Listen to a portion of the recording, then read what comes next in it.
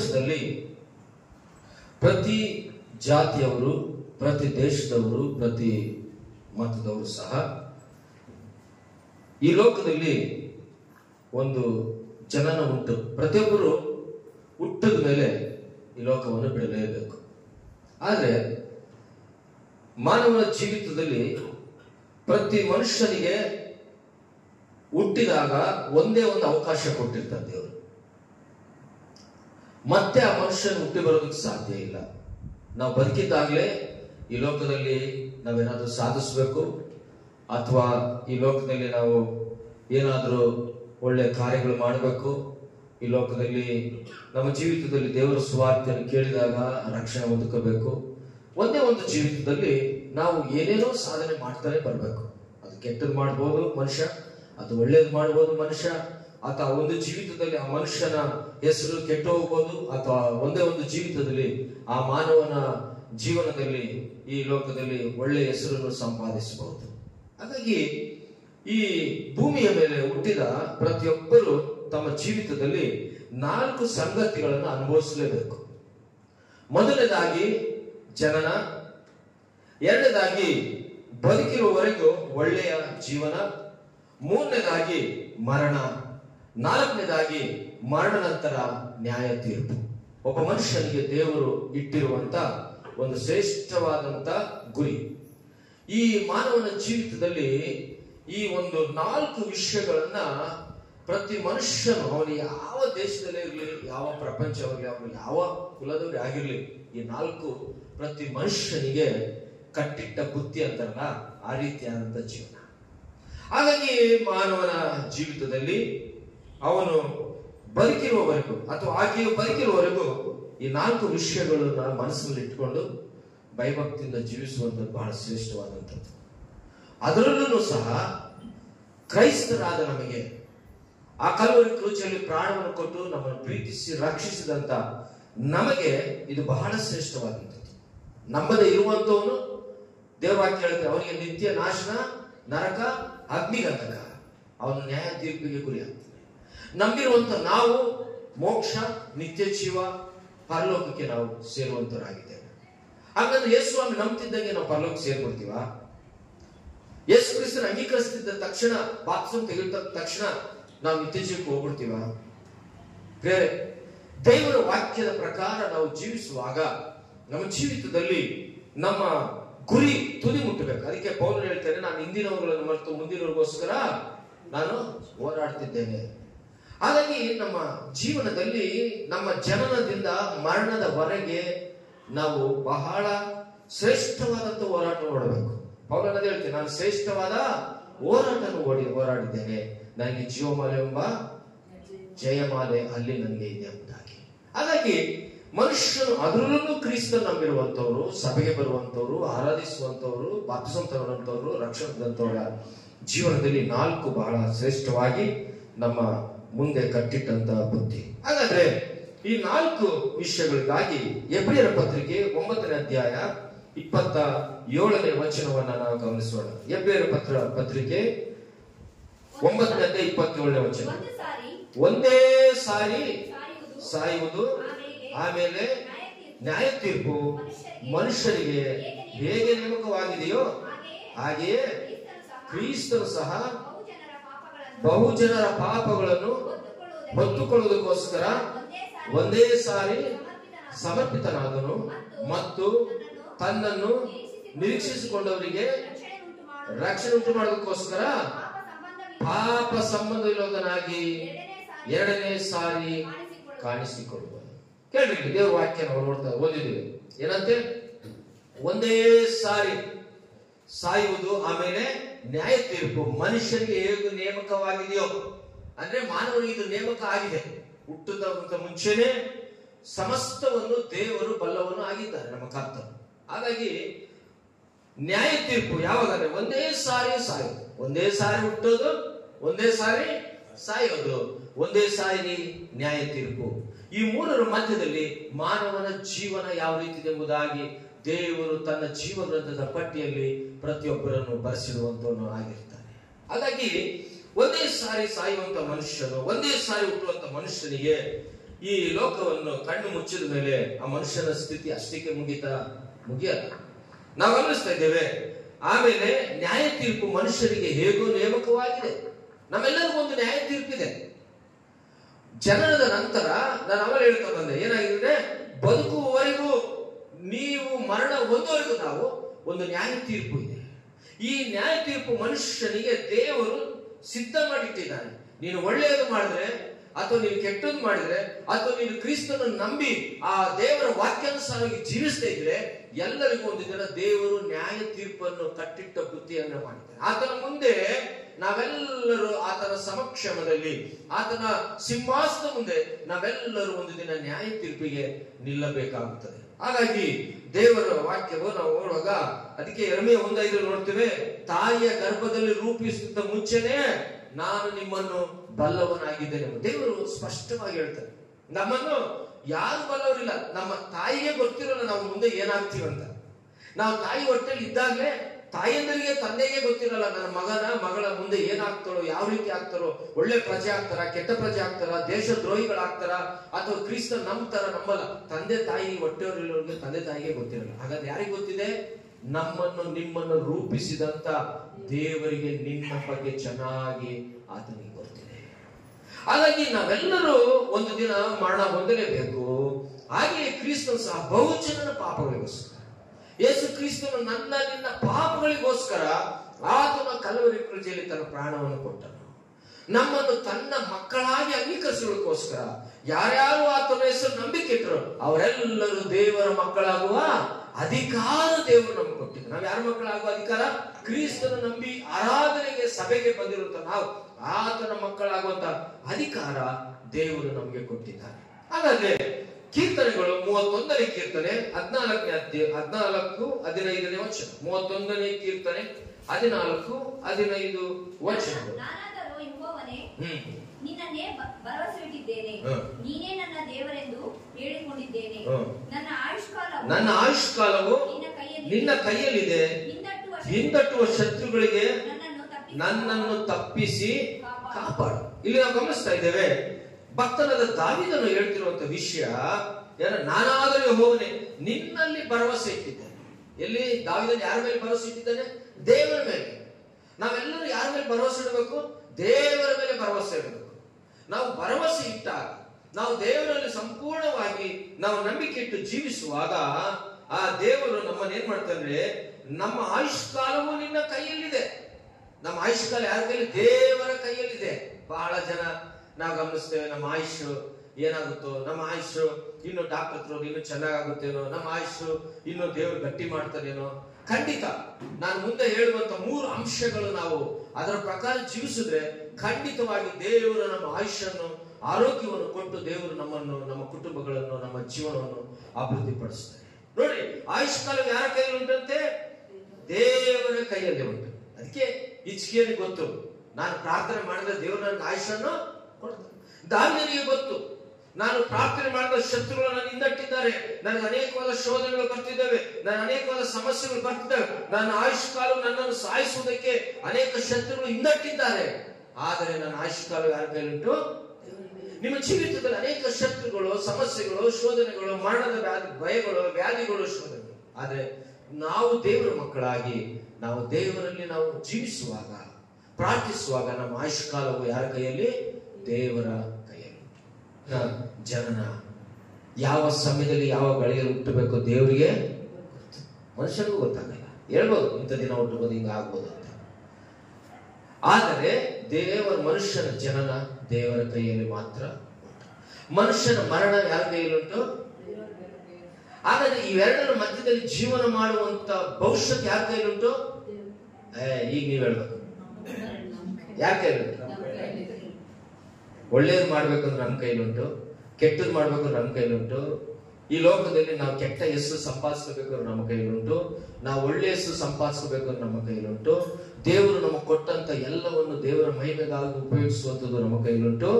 ನಾವು ಹಾಳು ಮಾಡಿಕೊಳ್ಳುವಂಥದ್ದು ನಮ್ಮ ಕೈಲುಂಟು. ಅಲ್ಲ, ಎಷ್ಟು ಚೆನ್ನಾಗಿದೆ. ಜನನ ದೇವರ ಕೈಲುಂಟು, ಮರಣ ಯಾವಾಗ ಸಾಯಬೇಕು ದೇವರ ಕೈಲುಂಟು. ನೀನು ಈ ಲೋಕದಲ್ಲಿ, ಈ ಚಕ್ರವ್ಯೂಹದಲ್ಲಿ, ಈ ಪ್ರಪಂಚದ ಈ ಭೂಮಿಯ ಮೇಲೆ ನೀನು ಬದುಕುವುದು ಯಾವ ರೀತಿ ಜೀವಿಸುವುದು ಅದು ದೇವರು ನಿನ್ನ ಕೈಯಲ್ಲಿಟ್ಟಿದ್ದಾನೆ. ಹಾಗಾದ್ರೆ ನೀನು ಯಾವ ರೀತಿ ಜೀವಿಸ್ತಾ ಇದೆಯಾ? ನಿನ್ನ ಜೀವನದಲ್ಲಿ ದೇವರಿಗೆ ಮಹಿಮೆ ಆಗ್ತಾ ಇದೆಯಾ? ನೀನು ಜೀವಿಸುವಂತಹ ಕಾಲಗಳು ದೇವರಿಗೆ ಇಷ್ಟವಾಗ್ತಾ ಇದೆಯಾ? ಬೇರೆ ದೇವರ ವಾಕ್ಯವನ್ನು ಗಮನಿಸುವಾಗ ಹಾಗಾದ್ರೆ ನಮ್ಮ ಜೀವಿತದಲ್ಲಿ ದಾವೀದನ ಅದೇ 31ನೇ ಕೀರ್ತನೆ ಒಂದು ಮಾತು ಹೇಳ್ತೇನೆ, ದಯಮಾಡಿ. ನನಗೆ ಅದು ಇದು ಓದಬೇಕಾದ್ರೆ ಇದು ನನ್ನ ಕಣ್ಣಿಗೆ ಬಿತ್ತು, ತುಂಬಾ ಇಷ್ಟ ಆದಂತ ವಿಷಯ. ಇದರಿಂದಲೇ ನಾನು 3 ಅಂಶಗಳನ್ನ ಬೈಬಲಿಂದ ಹೊರಗೆ ತಂದಿದ್ದೇನೆ. ಏನು ಅದು ಅಂದ್ರೆ 31:22 ಕೊನೆಯದಲ್ಲಿ ನಾವು ಗಮನಿಸ್ತೇವೆ, ಆದರೂ ನಾನು ಮೊರೆಯಿಡಲು ಕೇಳಿದ್ದಿ ಭಕ್ತರೇ, ನೀವೆಲ್ಲರೂ ಯೆಹೋವನನ್ನು ಪ್ರೀತಿಸಿರಿ, ಆತನು ನಂಬಿಗಸ್ತರನ್ನು ಕಾಪಾಡುತ್ತಾನೆ, ಅಹಂಕಾರಿಗಳಿಗೆ ಚೆನ್ನಾಗಿ ಮುಯ್ಯಿ ತೀರಿಸುತ್ತಾನೆ. ಇಲ್ಲಿ 2 ವಿಷಯಗಳು. ನಿಮ್ಮ ಜೀವನದಲ್ಲಿ ನೀವು ಹೇಗಿರ್ಬೇಕಂದ್ರೆ ನಂಬಿಗಸ್ತರಾದ್ರೂ ಇರ್ಬೇಕು ಅಥವಾ ಅಹಂಕಾರದಲ್ಲಾದ್ರೂ ನೀವು ಜೀವಿಸಬೇಕು. ಜನನ ಮರಣ ಮಧ್ಯದಲ್ಲಿ ನೀವು ನಂಬಿಗಸ್ತರಾಗಿ ದೇವರಿಗೆ ಜೀವಿಸಬೇಕು. ಅದು ದೇವರಿಗೆ ಇಷ್ಟವಾಗುತ್ತದೆ. ನೀವು ಅಹಂಕಾರದಿಂದ ನಡೀತಾ ಇದ್ರೆ ಅದು ದೇವರಿಗೆ ಇಷ್ಟವೇ. ಅದಕ್ಕೆ ಅಂತವ್ರಿಗೆ ಏನ್ ಮಾಡ್ತಾರೆ? ದೇವರು ಚೆನ್ನಾಗಿ ಮುಯ್ಯಿ ತೀರಿಸುತ್ತಾನೆ, ಸಮಯವನ್ನು ಕಾಯ್ತಾ ಇರ್ತಾನೆ ದೇವರು. ಪ್ರೇರೆ, ಈ ಅಂಶದಿಂದ ನಾನು ದೇವರ ವಾಕ್ಯಕ್ಕೆ ಮುಂದೆ ಬಂದಾಗ ಗಮನಿಸ್ರಿ, ಇಲ್ಲಿ ಯಾರನ್ನ ದೇವರು ಏನ್ ಮಾಡ್ತಾನಂತೆ? ಕಾಪಾಡ್ತಾನೆ. ನಂಬಿಗಸ್ತರನ್ನು. ಯಾರನ್ನು ಕಾಪಾಡ್ತಾನೆ ದೇವರು?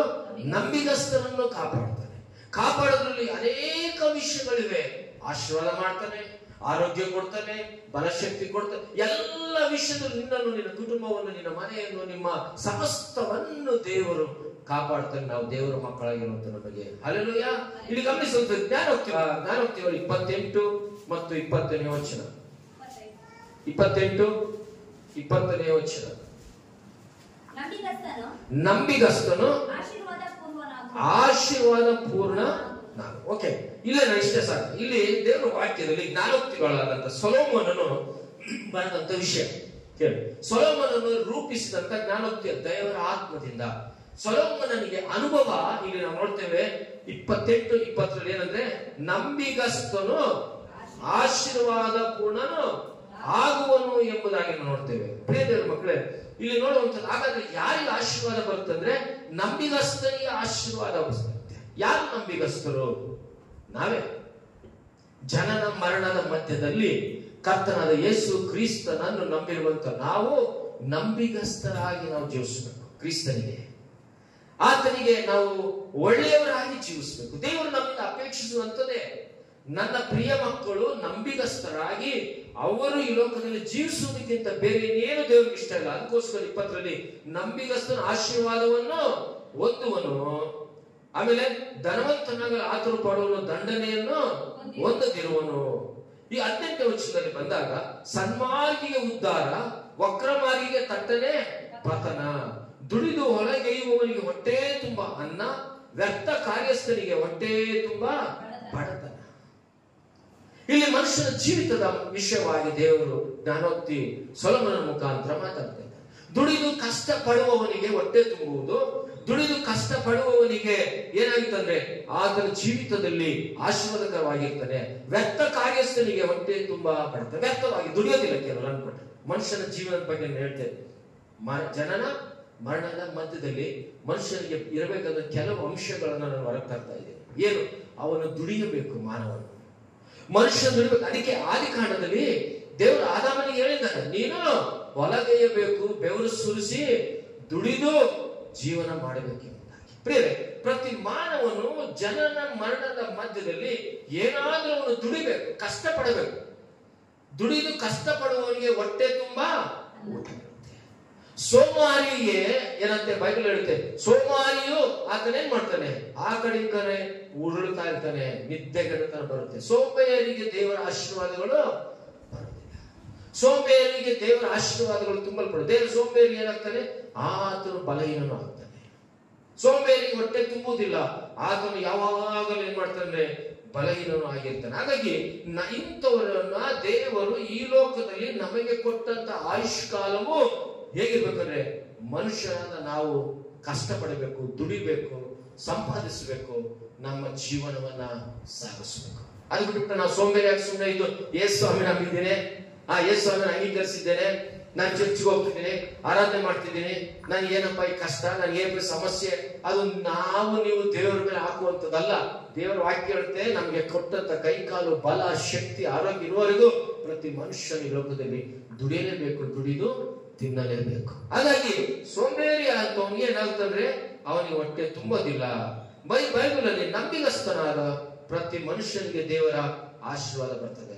ಅನೇಕ ಸಾರಿ ಬೈಬಲ್ ಅಲ್ಲಿ ಚೆನ್ನಾಗಿ ಜನನ ಮರಣ ಮಧ್ಯದಲ್ಲಿ ಚೆನ್ನಾಗಿ ದುಡಿಯುತ್ತಿದ್ದಂಥವ್ರು, ದೇವರ ಮಕ್ಕಳ ಸಹವಾಸದಲ್ಲಿ ಇದ್ದಂಥವ್ರು, ದೇವರ ಸನ್ನಿಧಾನದಲ್ಲಿ ಇದ್ದಂಥವ್ರು, ನಾವು ಬೈಬಲ್ ಅಲ್ಲಿ ನಮ್ಗೆಲ್ಲರೂ ಗೊತ್ತಿರುವ ಹಾಗೆ ಅನೇಕ ಸಾರಿ ಹೇಳಿದೆ. ಗೆಹಜನು ದೇವರ ಸನ್ನಿಧ ಮಗನ ಒಂದು ಸಹವಾಸದಲ್ಲಿ ಇದ್ದಂಥವನು, ದೇವರು ಈ ಲೋಕದ ಗೆಹಜನ ಏನ್ ಮಾಡಿದ, ಹಣದ ಆಸೆಯಲ್ಲಿ ಬಿದ್ದು ನಾಮನ ಕೊಡುವಂತ ಆಸೆಗೆ ಹೋಗಿ ಏನಾದ, ಆತನು ಬಿದ್ದು ಹೋದನು. ಆತನಿಗೆ ಅನೇಕವಾದ ಕಷ್ಟಗಳು ಬಂದವು. ನಾವು ಗಮನಿಸ್ತೇವೆ, ಆಕಾನನು ಇಸ್ರಾಯೇಲರ ಜೊತೆಯಲ್ಲಿ ತುಂಬಾ ಚೆನ್ನಾಗಿ ಜೀವಿಸ್ತಾ ಇದ್ದಂಥವನು. ಆಕಾನನು ಇಸ್ರಾಯೇಲರ ಜೊತೆಯಲ್ಲಿ ಆತನು ಬರುವಾಗ ದೇವರು ಆಕಾನನನ್ನು ಎಲ್ಲರನ್ನು ಆಶೀರ್ವಾದ ಮಾಡಿದ. ಆಕಾನನಿಗೆ ಒಂದು ಆಜ್ಞೆ ಕೊಟ್ಟ, ದೈವ ಭಕ್ತನಾದ ಯೆಹೋಶುವನು. ಈ ಯೆರಿಕೋ ಗೋಡೆ ಬಿದ್ದಾಗ ಅದರಲ್ಲಿರುವಂತದ್ದು ಯಾವುದನ್ನು ನೀನು ಮುಟ್ಟಬಾರದು, ಅದು ಶಾಪ ಇರುವಂತದ್ದು ಅಂದ್ರು. ಆಕಾನನ್ ಏನ್ ಮಾಡಿದ, ಶಾಪ ಇರುವಂತ ವಸ್ತುಗಳನ್ನೇ ಹೋಗಿ ಅದನ್ನ ತೆಗೆದುಕೊಂಡು ದೇವರಿಗೆ ಇಷ್ಟವಿಲ್ಲದಂತ ತಪ್ಪು ಮಾಡಿ ಆಕಾನನ್ ಏನ್ ಮಾಡಿದ, ಆಕಾನ ಮನೆಯವರೆಲ್ಲರನ್ನು ಏನ್ ಮಾಡಿದ್ರು, ಕಲ್ಲೊಡೆದು ಬೆಂಕಿಯಿಂದ ಸುಡಲ್ಪಟ್ಟರು. ನೋಡಿ, ನಂಬಿಗಸ್ತರಾಗಿರೋರಿಲ್ಲ ಇವರೆಲ್ಲ 50% ನಂಬಿಗಸ್ತರಾಗಿದ್ರು. ದೇವರನ್ನು ನಂಬಿ ಅನೇಕರು ವಿಶ್ವಾಸಿಗಳು. ದೇವನ ಬಗ್ಗೆ ನಿಮಗೆ ಗೊತ್ತು, ಪೌಲನ ಜೊತೆಯಲ್ಲಿದ್ದಂತ ದೇವನು, ಒಳ್ಳೆ ಸೇವೆ ಮಾಡ್ತಿದ್ದ ದೇವನು ಮತ್ತು ದೇವರ ಭಯಭಕ್ತಿಯಿಂದ ದೇವರು ಏನ್ ಮಾಡಿದ್ರೆ, ಇಹಲೋಕವನ್ನು ಪ್ರೀತಿಸಿ ನನ್ನನ್ನು ಬಿಟ್ಟು ಆತನು ತೆಸಲೋನಿಕೆಯಲ್ಲಿರುವಂತ ಆ ದೇಶದ ಆಡಂಬರ, ಆ ಬಂಗಾರ, ಆಸ್ತಿಯನ್ನು ಇಷ್ಟಪಟ್ಟು ದೇವರ ಸಹವಾಸವನ್ನು, ದೇವರ ಮಗನ ಸಹವಾಸವನ್ನು ಬಿಟ್ಟೋದು ದೇವನು ಶಾಪಗ್ರಸ್ತನಾದ. ಇವರು ನಂಬಿಕಸ್ಥರಾಗಿರ್ಲೇ ಇಲ್ಲ. ಇವರು ಬೈಬಲ್ ಅಲ್ಲಿ ಇವ್ರು ಹೇಗಿದ್ರು, ದೇವರಲ್ಲಿ ಸ್ವಲ್ಪ ದಿನ ನಂಬಿಕಸ್ಥರಾಗಿದ್ರು ಅಷ್ಟೇ. ಆಮೇಲೆ ಇವರು ಯಾವಾಗ ದೇವರು ಇವರನ್ನ ನಂಬಿಗಸ್ತರಾಗಿ ಇದ್ದಾರೆ ಎಂದು ಆಶೀರ್ವಾದ ಮಾಡ್ತಾ ಬಂದು ಇವರ ಜೀವಿತದಲ್ಲಿ ದೈವಿಕವಾದಂತ ವಿಷಯಗಳಿಂದ ದೂರ ಆಗ್ಬಿಟ್ರು. ಇವರು ನಂಬಿಗಸ್ತರಾಗಿದ್ದಾರೆ ಎಂಬುದಾಗಿ ದೇವರು ಆಶೀರ್ವಾದ ಮಾಡಿದಾಗ ಇವರಿಗೆ ಇನ್ನೂ ನಾವು ಕೆಳಗೆ ನೋಡ್ತೀವಿ ಅಂತ ಧನವಂತನಾಗಲು ಇವರು ಆತುರ ಪಟ್ಟರು. ಇವರೇನಂತಂದ್ರೆ ಶಾಪಗ್ರಸ್ತರು. ಯಾರು ಗೆಹಜಿ, ದೇಮ, ಆಮೇಲೆ ಆಕಾನು ಶಾಪಗ್ರಸ್ತರು. ಯಾಕೆ? ದೇವರಲ್ಲಿ ಇವರು ಅವರ ನಂಬಿದ ಮೇಲೆ ಸ್ವಲ್ಪ ದಿನಗಳ ಕಾಲ ಬಹಳ ನಂಬಿಗಸ್ತರಾಗಿದ್ರು. ದೇವರು ಇವರನ್ನು ಆಶೀರ್ವಾದ ಮಾಡಿದ. ಯಾವಾಗ ಇವ್ರಿಗೆ ಆಶೀರ್ವಾದ ಮಾಡಿ ಇಸ್ರಾಯೇಲರ ಜೊತೆ ಪ್ರಯಾಣದಲ್ಲಿ ಸಹವಾಸದಲ್ಲಿ ಬೆಳೆಯುತ್ತಾ ಬಂದ್ರು, ಆ ಒಂದು ಪೌಲನ ಜೊತೆಯಲ್ಲಿ, ಆ ಒಂದು ಯೆಹೋಶುವನ ಜೊತೆಯಲ್ಲಿ, ಆ ಒಂದು ಇಸ್ರಾಯೇಲರ ಜೊತೆಯಲ್ಲಿ ಬಂದಂತ ಇವರೆಲ್ಲರೂ ಒಬ್ಬೊಬ್ರು ಏನಾದಂದ್ರೆ ದೇವರಿಗೆ ಇಷ್ಟವಾಗಿ ಜೀವನ ಮಾಡಲು ಪ್ರಾರಂಭ ಮಾಡಿದ್ರು. ಅಪನಂಬಿಗಸ್ತರಾಗಿರೋದಕ್ಕೆ ಪ್ರಾರಂಭ ಮಾಡಿದ್ರು. ದೇವರು ಇವರಿಗೆ ಕೊಟ್ಟದ್ದನ್ನು ಇನ್ನೂ ಹೆಚ್ಚಾಗಿ ನಂಬಿಗಸ್ತರಾಗಿ ಇನ್ನು ದೇವರಿಂದ ಒಳ್ಳೆ ವರಗಳನ್ನು ಹೊಂದಿಕೋಬೇಕಂತ ಇವರು ದೇವರಿಗೆ ದೂರವಾಗಿ ಏನಾದರೂ ಶಾಪಗ್ರಸ್ತರಾದರು. ಮನುಷ್ಯನ ಜನನ ಮರಣ ಮಧ್ಯದಲ್ಲಿ ಮನುಷ್ಯನ ಜೀವನ ಏರುಪೇರು ಆಗ್ತಾ ಇರುತ್ತೆ. ತಿಳ್ಕೊಳ್ರಿ, ದೇವರು ನಮ್ಗೆ ಅನೇಕ ಸಾರಿ ಕಣ್ಣೀರನ್ನು ಒರೆಸ್ತಾನೆ. ದೇವರು ನಮಗೆ ಸಂತೋಷವನ್ನು ಕೊಡ್ತಾನೆ. ದೇವರು ನಮ್ಗೆ ಅನೇಕ ಸಾರಿ ಸಂತೋಷವನ್ನು ಬಂದಾಗ ನಾವು ಅನೇಕ ಸಾರಿ ದೇವರನ್ನು ಕಣ್ಣೀರು ಬಿಡಿಸ್ತೀವಿ. ನಾವು ಒಂದು ಅರ್ಥ ಮಾಡ್ಕೊಳ್ರಿ, ಜನನ ಮರಣ ಮಧ್ಯದಲ್ಲಿ ಒಬ್ಬ ಮನುಷ್ಯನ ಒಂದೇ ಸಾರಿ ಅವನು ಹುಟ್ಟೋದು, ಒಂದೇ ಸಾರಿ ಸಾಯೋದು, ಆಮೇಲೆ ನ್ಯಾಯ ತೀರ್ಪು. ಹಾಗಾಗಿ ಈ ಜನನ ಮರಣ ಮಧ್ಯದಲ್ಲಿ ದೇವರು ಈ ಮನುಷ್ಯರ ಇಸ್ರಾಯೇಲರ ಕಣ್ಣೀರನ್ನು ನೋಡಿದ. ದೇವರು ಅವರ ಕಣ್ಣೀರನ್ನು ಒರೆಸಿದ. ಅವರನ್ನು ದೇವರು ಉನ್ನತ ಸ್ಥಿತಿಗೆ ತಂದ. ಬೈಬಲ್ ಅನೇಕ ಭಕ್ತರನ್ನು ಯಾವಾಗ ಅವರು ಉನ್ನತ ಸ್ಥಿತಿಗೆ ಬಂದ್ರು, ಅವ್ರೇನ್ ಮಾಡಿದ್ರೆ ದೇವರ ಕಾರ್ಯದಲ್ಲಿ ಅವರು ನಿಷ್ಠರಾಗಲಿಲ್ಲ, ಅವಿಷ್ಟರಾದ್ರು, ಬಲಹೀನರಾದ್ರು. ಅವ್ರೇನ್ ಮಾಡಿದ್ರೆ ದೇವರಿಗೆ ಕಣ್ಣೀರಿಡಿಸ್ತಾ ಬಂದ್ರು. ಕಣ್ಣೀರು ಒರೆಸಿದಂತ ದೇವರು ಮತ್ತೆ ಏನ್ ಮಾಡಿದ್ರು, ಮನುಷ್ಯನು ಯಾರಿಗೆ ಕಣ್ಣೀರು ಬರುವಾಗೆ ಮಾಡ್ದ, ದೇವರಿಗೆ ಕಣ್ಣೀರು ಬರುವಾಗೆ ಮಾಡಿದ್ರು. ಅದೇ ರೀತಿಯಾಗಿ ದೈವ ಭಕ್ತರಾದಂತ ಭಕ್ತರಿಗೆ ದೇವನಾಗಲಿ, ಪ್ರತ್ಯೇಕವಾಗಿ ಗೆಹಜನಾಗಲಿ, ಆಕಾನನಾಗಲಿ ಈ ದೈವ ಸೇವಕರುಗಳಿಗೆ ಕಣ್ಣೀರಿಸುವುದಕ್ಕೆ ಪ್ರಾರಂಭ ಮಾಡಿದ್ರು. ದೇವರಿಂದ ದೂರ ಆದ್ರು. ಅವರನ್ನು ದೇವರು ನೋಡಿ ಇಷ್ಟಪಡಲಿಲ್ಲ. ಬೇರೆ ಹಾಗಾಗಿ ನಾವು ಇವರ ಹಾಗೆ ಆಗಬಾರ್ದು. ನಾವು ಬದುಕಿರುವವರೆಗೂ ಪರಿಪೂರ್ಣವಾದ ನಂಬಿಕಸ್ಥರಾಗಿರಬೇಕು. ದೇವರ ಮೇಲೆ ಪರಿಪೂರ್ಣದ ನಂಬಿಕೆ ಇಡಬೇಕು. ಅರ್ಧಂಬರ್ಧ ಅಲ್ಲ, ನಾವು ಸಂಪೂರ್ಣವಾಗಿ ನಮ್ಮ ಜೀವಿತವನ್ನೇ ಸಂಪೂರ್ಣ ದೇವರಿಗೆ ನಂಬಿಕಸ್ಥರಾಗಿ ಜನನ ಮರಣ ಮಧ್ಯದಲ್ಲಿ ಮನುಷ್ಯನು ಜೀವಿಸುವಾಗ ನೀನು ಈ ಲೋಕವನ್ನು ಬಿಡುವವರೆಗೂ ನೀವು ಕೊನೆಯವರೆಗೂ ದೇವರಿಗೆ ಇಷ್ಟವಾಗಿ ಬದುಕಬೇಕು, ನಂಬಿಗಸ್ತರಾಗಿ ಬದುಕಬೇಕು. ದೇವರು ನಮ್ಮನ್ನು ಆಶೀರ್ವಾದ ಮಾಡ್ತಾನೆ. ಹಾಗಾಗಿ ಬೈಬಲಲ್ಲಿ ಒಬ್ಬ ವ್ಯಕ್ತಿ ನಾನು ಉದಾಹರಣೆ ತರ್ತೇನೆ. ಅಬ್ರಾಹ್ಮನು ಆದಿಕಾಂಡ 12:1-2 ನೋಡ್ಬೇಕಾದ್ರೆ ಅಬ್ರಾಹ್ಮನನ್ನು ದೇವರು ಹುಡುಕೊಂಡು ಬಂದಾಗ ಅಬ್ರಾಹ್ಮನಿಗೆ ಹೇಳಿದ್ರು, ನೀನು ನಿನ್ನ ಸ್ವದೇಶವನ್ನು, ನಿನ್ನ ಬಂಧು ಬಳಗವನ್ನು, ನಿನ್ನ ಎಲ್ಲವನ್ನು ಬಿಟ್ಟು ನನ್ನನ್ನು ಹಿಂಬಾಲಿಸು ಅಂದ್ರು. ಅಬ್ರಾಹ್ಮನಿಗೆ ಕರೆದಾತನು ಯಾರು ಅಲ್ಲಿಗಂತ ನೋಡಿಲ್ಲ. ಕರೆದಾತನು ಲೋಕದ ರಕ್ಷಕನು, ಆತನ ಮೇಲೆ ನಂಬಿಕೆ ಇಟ್ಟನು. ಅಬ್ರಾಹ್ಮನು ವಿಶ್ವಾಸ ಇಟ್ಟನು. ತನ್ನನ್ನು ತಂದೆಯನ್ನು ಕರ್ಕೊಂಡು ಏನ್ ಮಾಡ್ದ, ತನ್ನಿದ್ದ ಊರನ್ನು, ತಂದೆಯನ್ನು, ಕುಟುಂಬವನ್ನು ಎಲ್ಲವನ್ನು ಬಿಟ್ಟ. ಯಾರ ಮೇಲೆ ನಂಬಿಕೆ ಇಟ್ಟನು? ದೇವರ ಮೇಲೆ ನಂಬಿಕೆ ಇಟ್ಟನು. ದೇವರ ಮೇಲೆ ನಂಬಿಕೆ ಇಟ್ಟು ತನ್ನ ಯಾತ್ರಾ ಪ್ರಯಾಣವನ್ನು ಪ್ರಾರಂಭಿಸ್ತಾ. ನಿಮಗೆ ಗೊತ್ತಿದೆ ವಾಕ್ಯ ಎಲ್ಲ. ದೇವರು ಏನಾರು ಅಬ್ರಾಹ್ಮನಿಗೆ ಕಮ್ಮಿ ಮಾಡೋಣ? ಕಮ್ಮಿ ಮಾಡಿಲ್ಲ. ಕೊನೆಯವರೆಗೂ ಅಬ್ರಾಹ್ಮ ಶಾರ ನಂಬಿಕಸ್ಥರಾಗಿದ್ರು. ಗಮನಿಸಿ, ಅಬ್ರಾಹ್ಮನಿಗಿರುವ ಕೊರತೆಗಳನ್ನು ದೇವರು ನೀಗಿಸ್ತಾ ಬಂದ. ಅಬ್ರಾಹ್ಮನಿಗಿರುವಂತ ಶಾಪ ಅವರ ಮನೆಯಿಂದ ಬಿಡುಗಡೆ ಮಾಡಿ ದೇವರು ಆತನು ಅವರ ಊರಿನಿಂದ ಹೊರಗೆ ತಂದ. ಹಾಗಾಗಿ ಅಬ್ರಾಹ್ಮನಿಗಿದ್ದಂತ ಕೊರತೆ, ಶಾರೆಗಿದ್ದಂತ ಕೊರತೆ ದೇವರು ಅಬ್ರಾಹ್ಮನಿಗೆ ನೀಗಿಸ್ತ. ನಂಬಿಗಸ್ತನಾಗಿದ್ರು ಅವರು. ಯಾವ ಒಂದು ಅಬ್ರಾಹ್ಮ ಶಾರೆಗೆ ಮಕ್ಕಳಿರಲಿಲ್ವೋ, ಯಾವಾಗ ದೇವರ ಮೇಲೆ ನಂಬಿಕೆ ಇಟ್ಟರು, ಯಾವಾಗ ದೇವದೂತರು ಬಂದಾಗ ಅವ್ರ ವಿಶ್ವಾಸದಿಂದ ಅವರನ್ನು ಗೌರವಿಸಿ ಪರಿಚರ್ಯೆ ಮಾಡಿದ್ರು, ಅವರಿಗೆ ಅನ್ನವನ್ನು ಕೊಟ್ಟರು, ಅವರಿಗೆ ಆ ಒಂದು ಉಪಚಾರವನ್ನು ಮಾಡಿದ್ರು. ದೇವರು ಆ ವಿಷಯದಲ್ಲಿ ಅವರನ್ನು ನೋಡಿ ಸುಮ್ಮನಿರಲಿಲ್ಲ. ಆವಾಗಲೇ ದೇವದೂತ ಹೇಳಿದ್ರು, ನೀನು ಬರುವ 1 ವರ್ಷಗಳಿಗೆ ನಿನಗೊಂದು ಗಂಡು ಮಗು ಹುಡ್ತದೆ ಎಂಬುದಾಗಿ. ಅದೇ ರೀತಿಯಾಗಿ ಆಯ್ತು. ಇಲ್ಲಿ ಗಮನಿಸ್ರಿ, ಅಬ್ರಹಾಮನ ಜೀವಿತದಲ್ಲಿ, ಶಾರಾ ಜೀವಿತದಲ್ಲಿ ನಾವು ಗಮನಿಸುವಾಗ ಅವರು ನಂಬಿಗಸ್ತರಾಗಿದ್ರು. ಅದಕ್ಕೋಸ್ಕರನೇ ದೇವರ ವಾಕ್ಯದಲ್ಲಿ ನಾವು ಗಮನಿಸ್ತಾ ಇದ್ದೇವೆ. ಆದಿಕಾಂಡ 12:1 ಓದೋದು ಬೇಡ. ಹಾಗಾಗಿ ಅವರು ಅದನ್ನು ಬಿಟ್ಟು ಬಂದರು. ಅಬ್ರಹಾಮನಿಗೆ ಇನ್ನೊಂದು ಸಮಸ್ಯೆ ಬಂತು ನೋಡಿ. ನಾವು ಆಗಿದ್ರೆ ಅಲ್ಲಿಗೆ ಫುಲ್ ಸ್ಟಾಪ್ ಇಡ್ತಿದ್ದು ಮನುಷ್ಯನ ಜೀವಿತದಲ್ಲಿ. ಏನು? ಅಬ್ರಹಾಮನಿಗೆ 100 ವರ್ಷ, ಶಾಲೆಗೆ 90 ವರ್ಷ ಆದಾಗ ದೇವರು ಗಂಡು ಮಗನ ಕೊಟ್ಟ. ಈಗ ಒಂದು ಪರೀಕ್ಷೆ ಬಂತು. ದೇವ್ರ ಏನ್ ಮಾಡ್ದ, ಕೊಟ್ಟಂತ ಮಗನನ್ನೇ ಹೊರೆಯ ಪರ್ವತಕ್ಕೆ ನನಗೆ ಆರಾಧನೆ ಮಾಡ್ಬೇಕು, ಬಲಿ ಕೊಡ್ಬೇಕು ಅಂತ. ಅಬ್ರಹಾಮನ್ ಏನ್ ಮಾಡ್ದ, ತನ್ನ ಮಗನನ್ನು ಕರ್ಕೊಂಡ ಹೊರಿಯ ಪರ್ವತದ ಮೇಲೆ. ಇವತ್ತು ಇದೆ ಆ ಪರ್ವತ. ಆ ಹೊರಿಯ ಪರ್ವತದ ಮೇಲೆ ಎಲ್ಲಿ ಅಬ್ರಹಾಮನ ಕಟ್ಟಿಗೆ ಇಟ್ಟು ತನ್ನ ಒಬ್ಬನೇ ಮಗನನ್ನು 100 ವರ್ಷ ಆದ್ಮೇಲೆ ದೇವರೇ ಕೊಟ್ಟ, ದೇವರೇ ಬಲಿ ಕೇಳ್ತೇನಲ್ಲ ಅಂತೇಳಿ ಧೈರ್ಯವಾಗಿ ನಂಬಿಕೆಯಿಂದ ಆ ಕಟ್ಟಿಗೆ ಮೇಲೆ ಇಟ್ಟ. ಕತ್ತಿಯನ್ನೆತ್ತಿದಾಗ, ಅಬ್ರಹಾಮನೇ ನೀನು ನಂಬಿಗಸ್ತನು, ಯಥಾರ್ಥವಂತ, ನಿಲ್ಲಿಸು ನಿನ್ನ ಮಗನ ನಿಲ್ಲಿಸು, ಅಲ್ಲಿ ಯಜ್ಞದ ಕುರಿ ಅಲ್ಲೊಂದಿದೆ, ಅದನ್ನ ಕಟ್ಟಿಗೆ ಮೇಲೆ ಮಲಗಿಸಿ ಬಲಿ ಕೊಡು ಅಂತ. ನಾವಾಗಿದ್ರೆ ಅಯ್ಯೋ ನಮ್ಗೆ ಸ್ವಲ್ಪ ದೇವ್ರು ಕೊಟ್ರೆ, ಆಶೀರ್ವಾದ ಮಾಡಿದ್ರೆ, ಎಲ್ಲ ಮಾಡಿದ್ರೆ ನಾವು ಬಿಡಪ್ಪ, ಈ ದೇವ್ರು ನಮ್ಗೆ ಸಮಸ್ಯೆ ಆಗ್ಬಿಟ್ಟು ಬರೀ ಏನೋ ಸಮಸ್ಯೆ, ಏನೇನೋ ಕೇಳ್ತಾರೆ, ದೇವ್ರನ್ನೇ ಬಿಟ್ಟು ಬಿಡ್ತೀವಿ. ನನ್ನನ್ನು ಘನಪಡಿಸಿದ ದೇವರನ್ನ, ಉನ್ನತ ಸ್ಥಿತಿಗೆ ತಂದ ದೇವರನ್ನ, ನನ್ನನ್ನು ಆಶೀರ್ವಾದ ಮಾಡಿ ದೇವರನ್ನೇ ಬೇಕಾದ್ರೆ ನಾವು ಬಿಟ್ಟುಬಿಟ್ಟು, ಚರ್ಚನೆ ನಾವು ಬಿಟ್ಟುಬಿಟ್ಟು ನಾವು ಈ ಲೋಕದ ಪಾಪದಲ್ಲಿ ನಮ್ಮ ಮರಣದವರೆಗೆ ಜೀವಿಸೋದಕ್ಕೆ ಇಷ್ಟಪಡ್ತೀವಿ. ಸೈತಾನನು ಅಂತ ಕಾರ್ಯ ಮಾಡ್ತಾನೆ. ಯಾಕಂದ್ರೆ ವಿಶ್ವಾಸಿಗಳನ್ನು ಗರ್ಜಿಸುವ ಸಿಂಹದ ಬದಿಯಲ್ಲಿ ಯಾರನ್ನು ನುಂಗಬೇಕೆಂಬುದಾಗಿ ಅಪವಾದಿ ಕಾಯ್ತಾ ಇರ್ತಾರೆ. ಹಾಗಾಗಿ ನೀವು ಅಪವಾದಿಗೆ ಸ್ಥಳ ಕೊಡಬೇಡ್ರಿ, ನಂಬಿಗಸ್ತರಾಗಿರ್ರಿ, ಕೊನೆಯವರೆಗೂ ನಂಬಿಗಸ್ತರಾಗಿರಿ. ದೇವರು ನಿಮ್ಮನ್ನು ಕಾಪಾಡುವಂತನಾಗಿದ್ದಾನೆ. ಬೈಬಲ್ ಅನ್ನು ಗಮನಿಸ್ತೇವೆ. ಮೋಶೆಯ ಒಂದು ವಿಷಯವಾಗಿ ನಾನು ತರ್ತೇನೆ. ಏನಂದ್ರೆ ನಾವು ಅರಣ್ಯಕಾಂಡದಲ್ಲಿ 12:7-8 ನೋಡುವಾಗ, ಮೋಶೆ ನನ್ನ ಮನೆಯಲ್ಲೆಲ್ಲ ನಂಬಿಗಸ್ತರು. ನೋಡಿ, ಮೋಶೆಯನ್ನು ದೇವರು ಎಷ್ಟು ನಂಬಿದ್ದಾರೆ ಗೊತ್ತಾ? ದೇವರೇ ಸಾಕ್ಷಿ ಹೇಳ್ತಾರೆ, ಮೋಶೆ ನನ್ನ ಸೇವೆಯಲ್ಲಾಗಲಿ ನನ್ನ ಮನೆಯಲ್ಲಾಗಲಿ ಮೋಶೆ ನಂಬಿಗಸ್ತನಾಗಿದ್ದಾನೆ. ಹಾಗಾಗಿ ದಯಮಾಡಿ ಅರಣ್ಯಕಾಂಡ, ತೆಲುಗುలో ಏಮొస్తుంది, ಸಂಖ್ಯಾಕಾಂಡ ತೆಲುಗುలో, ಕನ್ನಡದಲ್ಲಿ ಅರಣ್ಯಕಾಂಡ 12ನೇ ಅಧ್ಯಾಯ 7ನೇ ವಚನ ನೋಡ್ರಿ. ಅವನ ಸಂಗಡ ನಾನು ಗೂಢವಾಗಿ ಅಲ್ಲ, ಸ್ಪಷ್ಟವಾಗಿಯೇ ಮಾತಾಡುವೆನು. ಅವನು ಹೀಗಿರಲು ನೀವು ನನ್ನ ಸೇವಕನಾದ ಮೋಶೆಗೆ ವಿರೋಧವಾಗಿ ಮಾತಾಡುವುದಕ್ಕೆ ಭಯಪಡಬೇಕಾಗಿತ್ತು. ಓಕೆ, ಗಮನಿಸಿ 7ನೇ ವಚನ. ನನ್ನ ಸೇವಕನಾದ ಮೋಶೆ ಅಂತವನಲ್ಲ, ಅವನನ್ನ ಮನೆಯಲ್ಲೆಲ್ಲ ನಂಬಿಗಸ್ತನು. ಅವನ ಸಂಗಡ ನಾನು ಗೂಢವಾಗಿ ಅಲ್ಲ, ಪ್ರತ್ಯಕ್ಷವಾಗಿ ಸ್ಪಷ್ಟವಾಗಿ ಮಾತಾಡುವನು. ಅವನು ಯೆಹೋವನ ಸ್ವರೂಪವನ್ನೇ ಸೃಷ್ಟಿಸುವನು. ಈಗಲೂ ನೀವು ನನ್ನ ಸೇವಕನಾದ ಮೋಶೆಗೆ ವಿರೋಧವಾಗಿ ಮಾತನಾಡುವುದಕ್ಕೆ ಭಯಪಡಬೇಕಾಗಿತ್ತು. ಇಲ್ಲೇನಾಯ್ತು ಅಂದ್ರೆ, ಸ್ವಂತ ಮಿರಿಯಾಮು ಆರೋನೆ ಯಾರ ವಿಷಯವಾಗಿ ಗೊಣ್ತಾ ಇದ್ದಾರೆ? ಮೋಶೆ ವಿಷಯವಾಗಿ ಸಣ್ಗುಡ್ತಾ ಇದ್ದಾರೆ. ಹಾಗಾಗಿ ದೇವರು ಇವರು ಮಾತನಾಡಿದ ಎಲ್ಲ ವಿಷಯಗಳನ್ನು ದೇವರು ಅವರಿಬ್ಬರು ಮೋಶೆ ಮೇಲೆ ಸಣ್ಗುಟ್ಟಿದ್ದು ಗೊಣಗಿಟ್ಟಿದ್ದು ದೇವರು ಕೇಳಿಸ್ಕೊಂಡು ಅವರನ್ನು ದೇವರ ಗುಡಾರಕ್ಕೆ ಕರೀತಾನೆ. ದೇವರು ಯಾರನ್ನ?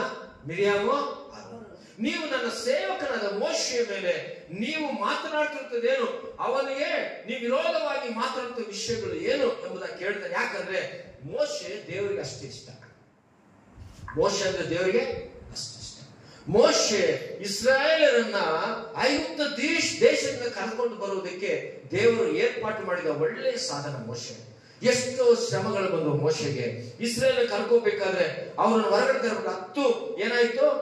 ಅವರಿಗೆ ಭಯಂಕರವಾದಂತ ಶಿಕ್ಷೆಯನ್ನು ದೇವರು ಇಸ್ರೇಲ್ಗೆ ವಿಧಿಸಿದ. ಇದರಿಂದ ಎಲ್ಲರಿಂದ ಮೋಶೆ ಇಸ್ರೇಲ್ ಹೊರ ಕರ್ಕೊಂಬಂದ. ಈಜಿಪ್ಟ್ ದೇಶದಿಂದ ಹೊರ ಕರ್ಕೊಂಡು ಬಂದ್ಬೇಕಾದ್ರೆ ಅನೇಕ ಕಷ್ಟಗಳು ಬಂದು ಮೋಶೆಯನ್ನೇ ಇಸ್ರೇಲರು ಪ್ರಜೆಗಳು ಸಾಯಿಸೋದಕ್ಕೆ ಪ್ರಯತ್ನ ಪಟ್ಟರು, ಅವನ ಮೇಲೆ ಸಣ್ಗುಟ್ಟೋದಕ್ಕೆ ಪ್ರಯತ್ನ ಪಟ್ಟರು. ಇಷ್ಟೆಲ್ಲ ಕಷ್ಟಪಟ್ಟರು. ಮೋಶೆ ತನ್ನ ಯಥಾರ್ಥವನ್ನು ಬಿಡಲಿಲ್ಲ. ಇನ್ನೊಂದೇನು ಗೊತ್ತಾ? ಎಷ್ಟೋ ಸಾರಿ ಇಸ್ರೇಲರು ತಿರುಗಿ ಬಿದ್ದಾಗ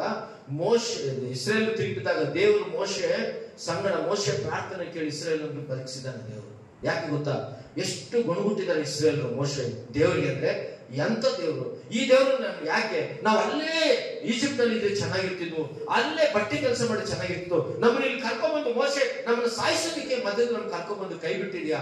ಅನೇಕ ಸಾರಿ ಮೋಶೆ ಮೇಲೆ ಇಸ್ರೇಲ್ ಅನೇಕ ಸಾರಿ ಇದೆಲ್ಲ ಕೇಳಿ ದೇವರು ಇಸ್ರೇಲರನ್ನ ಎಷ್ಟೋ ಸಾರಿ ಅವ್ರಿಗೆ ಮರಣ ಶಿಕ್ಷೆ ವಿಧಿಸ್ಬೇಕು, ನಾಶ ಮಾಡಬೇಕು ಅಂತ ದೇವರು ಆಲೋಚನೆ ಮಾಡಿದಾಗ ಮೋಶೆ ಕಣ್ಣೀರಿಟ್ಟು ಪ್ರಾರ್ಥನೆ, ಅಯ್ಯ ನೀನು ವಾಗ್ದಾನ ಮಾಡಿದ್ಯಾ, ಇಸ್ರೇಲ್ ಕರ್ಕೊಂಡ್ಬರ್ಬೇಕು, ಅವ್ರು ನಾನು ಕಾನಾನ್ ದೇಶಕ್ಕೆ ನಡೆಸ್ತೀನಿ ಅಂತ ಹೇಳಿದ್ಯಾ, ಅವ್ರು ಏನ್ ತಪ್ಪು ಮಾಡಿದ್ರು ದಯಮಾಡಿ ಕ್ಷಮಿಸು. ಆ ಸೇವಕನಾದ ಮೋಶೆ ಅವರ ವಿಷಯದಲ್ಲಿ ಎಷ್ಟೋ ಸಾರಿ ಅವರ ವಿಷಯ ಕಣ್ಣೀರಿಟ್ಟು ಪ್ರಾರ್ಥನೆ ಮಾಡಿದ. ಇಂತಹ ಮೋಶೆ ನಂಬಿಗಸ್ತನಾಗಿ ದೇವರಿಂದ ಇಷ್ಟಪಟ್ಟವನಾದ. ಅದಕ್ಕೋಸ್ಕರನೇ ನಂಬಿಗಸ್ತಿಕೆಯಿಂದ ಮೋಶೆ ಇದ್ದಿದ್ದಕ್ಕೆ ದೇವರು ಏನ್ ಮಾಡೋದಂದ್ರೆ ಇಸ್ರೇಲರನ್ನು ಕರೆಸೋದಕ್ಕೆ ದೇವರು ಅವರನ್ನ ಕಾಪಾಡ. ಬೈಬಲ್ ಅಲ್ಲಿ ನಾವು ಗಮನಿಸ್ತೇವೆ, ದೇವರ ಮಕ್ಕಳಾದ ನಾವು ಹೆಂಗಿರ್ಬೇಕಂತೆ? ಹೆಂಗಿರ್ಬೇಕು? ನಾವು ಇಲ್ಲಿವರೆಗೂ ಕೇಳಿದ ವಿಷಯ, ನಾವೆಲ್ಲ ಹೆಂಗಿರ್ಬೇಕು? ನಂಬಿಕಸ್ಥರಾಗಿರ್ಬೇಕು. ನಾವು ಯಾರಿಗೆ ನಂಬಿಕಸ್ಥರು? ಮೊದಲನೇದಾಗಿ ನೀನು ದೇವರಿಗೆ ನಂಬಿಕಸ್ಥರಾಗಿ ಕರೆಕ್ಟ್ ಆಗಿ ವಾಕ್ಯದ ಪ್ರಕಾರ ವಾಕ್ಯ ಓದ್ತಾ ಪ್ರಾರ್ಥನೆ ಮಾಡ್ತಾ ದೇವರಿಗೆ ನೀನು ಭಯಪಟ್ಟು ನಂಬಿಕಸ್ಥಿದ್ರೆ ಸಾಕು. ಈ ಸಮಾಜದಲ್ಲಿ ಎಲ್ಲರಿಗೂ ನೀನು ನಂಬಿಕಸ್ಥರಾಗಿಯೇ ಕಾಣ್ತೀಯ. ನೀನು ದೇವರಿಗೆ ನಂಬಿಕಸ್ಥರಾಗಿ ಇಲ್ಲದೆ, ದೇವರ ವಾಕ್ಯವನ್ನೇ ಮುಟ್ಟದೆ, ಪ್ರಾರ್ಥನೆ ಇಲ್ಲದೆ, ಉಪವಾಸ ಇಲ್ಲದೆ, ದೇವರ ಆರಾಧನೆ ಇಲ್ಲದೆ ನೀನು ಜೀವಿಸುವಾಗ ನಿನ್ನಲ್ಲಿರುವಂತ ನಂಬಿಕೆ ದೇವರು ಇಷ್ಟಪಡೋದಿಲ್ಲ. ಯಾಕೆ? ನೀನು ದೇವರಿಗೆ ಇಷ್ಟವಿಲ್ಲದಂತ ಜೀವನ ಜೀವಿಸ್ತಾ ಇದೆಯಾ. ಅದಕ್ಕೋಸ್ಕರನೇ ಇವರೆಲ್ಲ ದೇವರಿಗೆ ಇಷ್ಟವಾಗಿ ಜೀವಿಸಿದ್ರು. ಅಬ್ರಹಾಮ, ಶಾರ, ಮೋಶೆ ದೇವರಿಗೆ ಇಷ್ಟವಾಗಿ ಸೇವಿಸಿದ್ರು. ಯೇಸೇವನು ದೇವರಿಗೆ ನಂಬಿಗಸ್ತನಾಗಿದ್ದ ಕೊನೆಯವರೆಗೂ. ಸ್ವಂತ ರಕ್ತ ಸಂಬಂಧಿಕರು ಯೇಸೇವನನ್ನ ಕೈ ಬಿಟ್ರು. ಸ್ವಂತ ಯೇಸೇವನು ತಗೊಂಡೋಗಿ ಆತನನ್ನು ಗುಂಡಿಯಲ್ಲಿ ಬಿಸಾಕಿದ್ರು. ಆದ್ರೆ ಯೇಸೇವನು ಯಾರ ವಿಷಯ ನಂಬಿಗಸ್ತನಾಗಿದ್ದ? ದೇವರಿಗೆ ನಂಬಿಗಸ್ತನಾಗಿದ್ದ. ದೇವರೇ, ನನ್ನ ಅಣ್ಣಂದಿರು ನನ್ನ ಕೈ ಬಿಟ್ಟಿರ್ಬೋದು, ನನ್ನ ಬಂಧು ಬಳಗ ನನ್ನ ಕೈ ಬಿಟ್ಟಿರ್ಬೋದು, ದೇವಾ ಸ್ವಾಮಿ ನನ್ನನ್ನು ಈ ಗುಂಡೆಯಲ್ಲಿ ಹಾಕಿದ್ರೆ ನೀನು ನಂಬಿಗಸ್ತನಾದ ದೇವರು, ನೀನೊಬ್ಬನೇ ನನಗೆ ದೇವರು, ನೀನೊಬ್ಬನೇ ನಾನು ನಂಬಿಗಸ್ತ. ಎಷ್ಟು ಕಣ್ಣೀರಿಟ್ಟಿದನೋ ಯೇಸೇವನು ಆ ದಿನಗಳಲ್ಲಿ ನಾವು ಹೇಳಕ್ಕೆ ಆಗಲ್ಲ. ನಮ್ಗೆ ಯಾರು ಸ್ವಲ್ಪ ಏನಾರು ಅಂದ್ರೆ, ಯಾರು ನಮ್ಗೆ ಏನಾದ್ರು ಬೇಜಾರು ಮಾಡಿದ್ರೆ ನಾವ್ ಎಷ್ಟೋ ಸಾರಿ ಬೇಜಾರಾಗ್ತೀವಿ, ಅಳ್ತೀವಿ, ಕಣ್ಣೀರಿಡ್ತೀವಿ. ಆದ್ರೆ ಯೇಸೇವನಿಗೆ ಏನೂ ಇಲ್ಲ. ಆ ದಿನಗಳಲ್ಲಿ ಬಿಸಾಕಿದಾಗ, ಗುಂಡಿಯಲ್ಲಿ ಹಾಕಿದಾಗ, ತೃಣೀಕರಿಸಲ್ಪಟ್ಟಾಗ, ಕೆಲಸಕ್ಕೆ ಬಾರದನಾದಾಗ ತಂದೆಯನ್ನು ನೆನೆಸ್ಕೊಂಡು ಎಷ್ಟು ಹತ್ತಿದ್ದಾನೋ ಗೊತ್ತಿಲ್ಲ. ಆತನ ಜೀವಿತದಲ್ಲಿ ಯಾರಿಗಾದ್ರೂ ಫೋನ್ ಮಾಡೋದಕ್ಕೆ ಆ ದಿನಗಳಲ್ಲಿ ಏನಿಲ್ಲ, ಮೊಬೈಲು ಇಲ್ಲ. ಈಗ ನಾವು ದಾರಿ ತಪ್ಪಿದ್ರೆ ಸಾಕು, ಎಲ್ಲರೂ ಅಂದ್ರೆ ಅಯ್ಯೋ ನಾವು ದಾರಿ ತಪ್ಪಿದ್ವಿ, ನಾವು ಊರಿಗೆ ಹೋಗ್ಬೇಕಾದ್ರೆ ಏನಾಕೊಂಡು GPS ಹಾಕೋದು.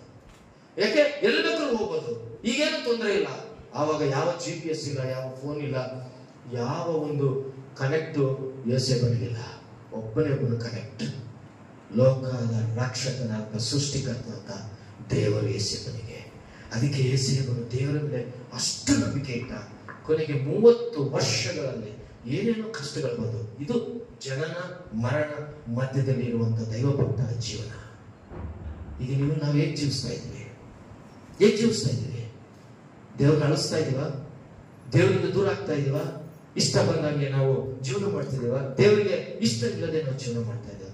ಜನನ ಮರಣ ಮಧ್ಯದಲ್ಲಿ ಯೋಸೇಫನ ಜೀವಿತ ಬಹಳ ಶ್ರೇಷ್ಠವಾದಂತ ಜೀವಿತ. ಅವನು ಹುಟ್ಟದ, ಅವನನ್ನು ದೇವರೆಲ್ಲರೂ ಕೈಬಿಟ್ರು. ಆತನು ಜೀವನ ಮಾಡ, ಐಗುಪ್ತ ದೇಶದಲ್ಲಿ ಜೀವನ ಮಾಡ. ಆತನು ದೇವರ ಆತನ ಜೊತೆಯಲ್ಲಿದ್ದ, ನಂಬಿಗಸ್ತನಾಗಿದ್ದ. ಯೋಸೇಫನು 30 ವರ್ಷಕ್ಕೆ ಈಜಿಪ್ಟ್ ದೇಶದಲ್ಲಿ ಆತನ ಏನಾಗಿದ್ದ? ಪ್ರಧಾನಿಯಾದ. ಸಿಂಹಾಸನವನ್ನು ದೇವರು ಕೊಟ್ಟ. ಇವತ್ತು ಆ ಚರಿತ್ರೆ ಇದೆ, ಇವತ್ತು ಇದೆ ಈಜಿಪ್ಟ್ ದೇಶದಲ್ಲಿ ಯೋಸೇಫನ ಜೀವನದ ಚರಿತ್ರೆ. ಬೇರೆ ಯಾವ ರೀತಿ ನಾವು ಜೀವಿಸ್ತಿದ್ದೇವೆ? ಯಾರ ಮೇಲೆ ನಾವು ನಂಬಿಕೆ ಇಟ್ಟಿದ್ದೇವೆ? ನಾವು ಎಷ್ಟು ದೇವರಿಗೆ ಸಂತೋಷ ಪಡ್ತಿದ್ದೇವೆ? ದೇವರ ವಾಕ್ಯವನ್ನು ಗಮನಿಸ್ತೇವೆ. ಹಾಗಾಗಿ ದೇವರ ಮಕ್ಕಳಾದ ನಾವು ಈ ಜನನ ಮರಣ ಮಧ್ಯದಲ್ಲಿ ದೇವರು ನಮ್ಮನ್ನು ಅಪನಂಬಿಗಸ್ತರ, ನಾವು ನಂಬಿಗಸ್ತರ ದೇವರು ನಮ್ಮನ್ನು ನೋಡ್ತಾನೆ. ನಮಗೆ ಬರುವ ಕಷ್ಟದಲ್ಲಿ ನಾವು ದೇವರನ್ನು ಬಿಟ್ಟು ಹೋಗ್ತೀವ, ಅಥವಾ ಸುಖ ಬಂದಾಗ ದೇವರನ್ನು ಬಿಟ್ಟು ಹೋಗ್ತೀವ, ಅಥವಾ ನಾವು ಯಾವಾಗಲೂ ಒಂದೇ ತರ ಇದು ದೇವರನ್ನು ನಾವು ಕೊಂಡಾಡ್ತೇವ? ದೇವರು ಪರಲೋಕದಿಂದ ನಮ್ಮನ್ನು ಗಮನಿಸ್ತಾನೆ, ಆತ ಬರ್ತಾನೆ. ಆತನು ಯಾವಾಗಲೂ ತನ್ನ ದೂತರು ನಮ್ಮ ಜೊತೆಯಲ್ಲಿಟ್ಟು ಆತನು ನಮ್ಮನ್ನು ಕಾಪಾಡುವಂತ ದೇವರು. ಹಾಗಾದ್ರೆ ಕ್ರಿಸ್ತನ ನಂಬಿರುವಂತ ನಾವು ಯಾವ ರೀತಿ ನಾವು ಜೀವಿಸ್ತಾ ಇದ್ದೇವೆ?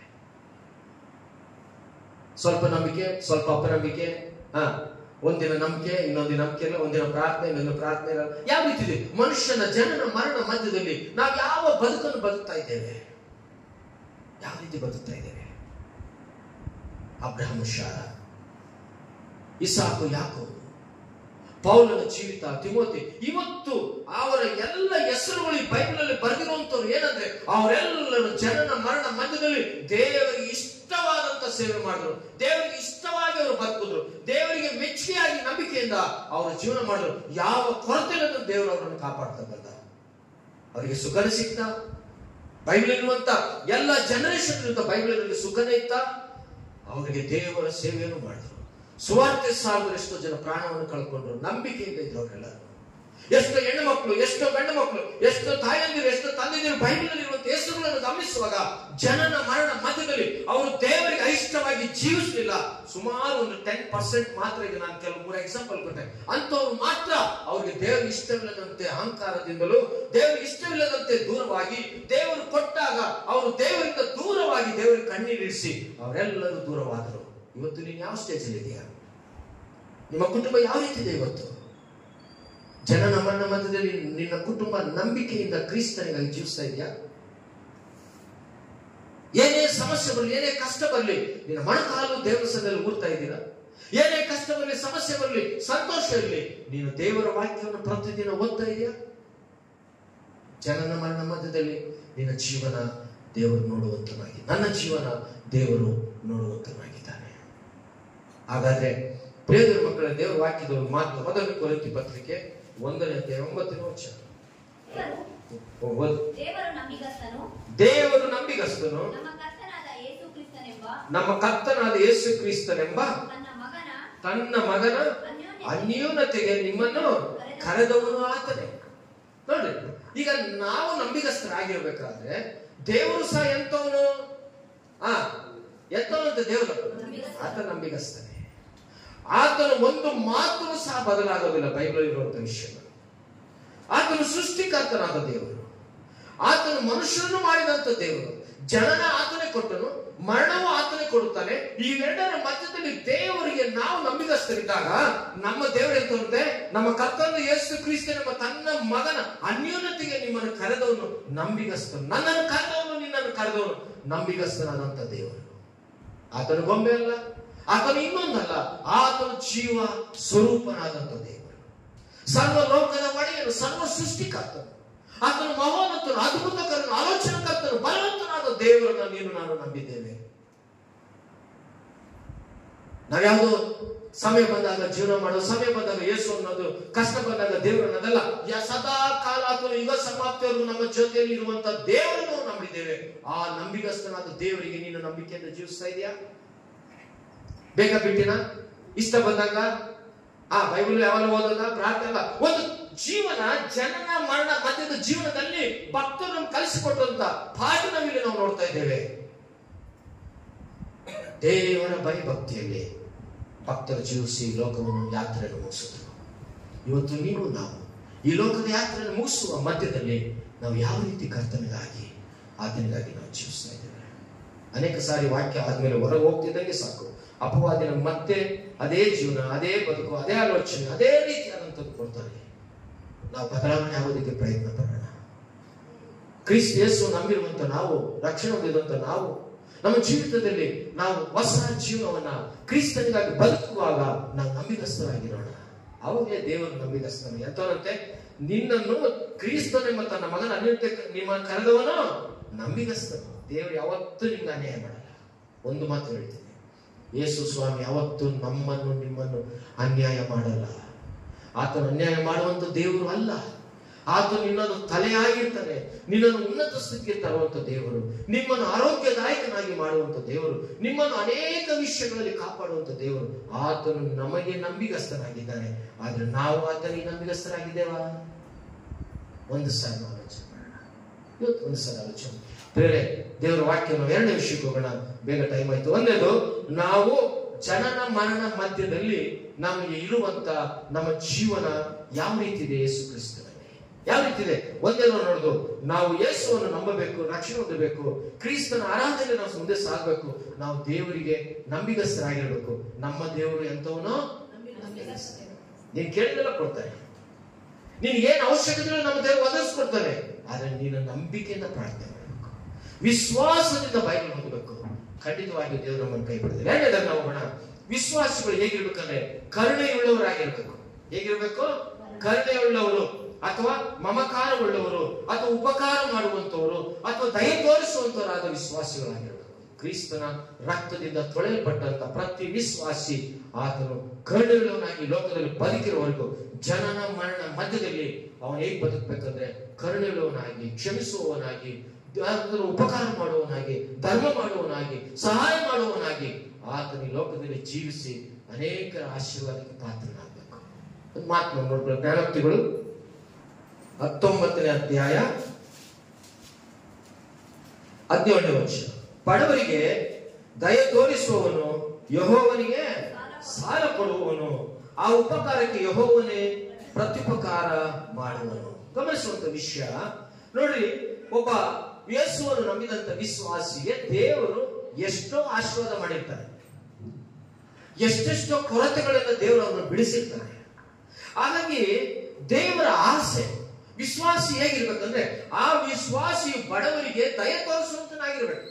ಜ್ಞಾನೋಕ್ತಿಯಲ್ಲಿ ದೇವರು ಬಡವರು, ನಮಗಿಂತ ಕೀಳು ಮಟ್ಟದಲ್ಲಿರುವಂತವ್ರು, ನಮಗಿಂತ ಕಷ್ಟದಲ್ಲಿರುವಂತವ್ರು, ನಮಗಿಂತ ಬಲಹೀನರಾದಂತ ಬಡವರಿಗೆ ಒಬ್ಬ ಕ್ರೈಸ್ತನು ಯೇಸುವನ್ನು ನಂಬಿರುವಂತವರು ನಿಮಗಿರುವಂತದ್ರಲ್ಲೇ ದೇವರು ಹೇಳುತ್ತೆ ಬಡವರಿಗೆ ದಯ ತೋರಿಸುವಂತ, ಅಥವಾ ನೀವು ಬಡವರಿಗೆ ಕರುಣೆ ತೋರಿಸುವಂತವರಾಗಿರಬೇಕು.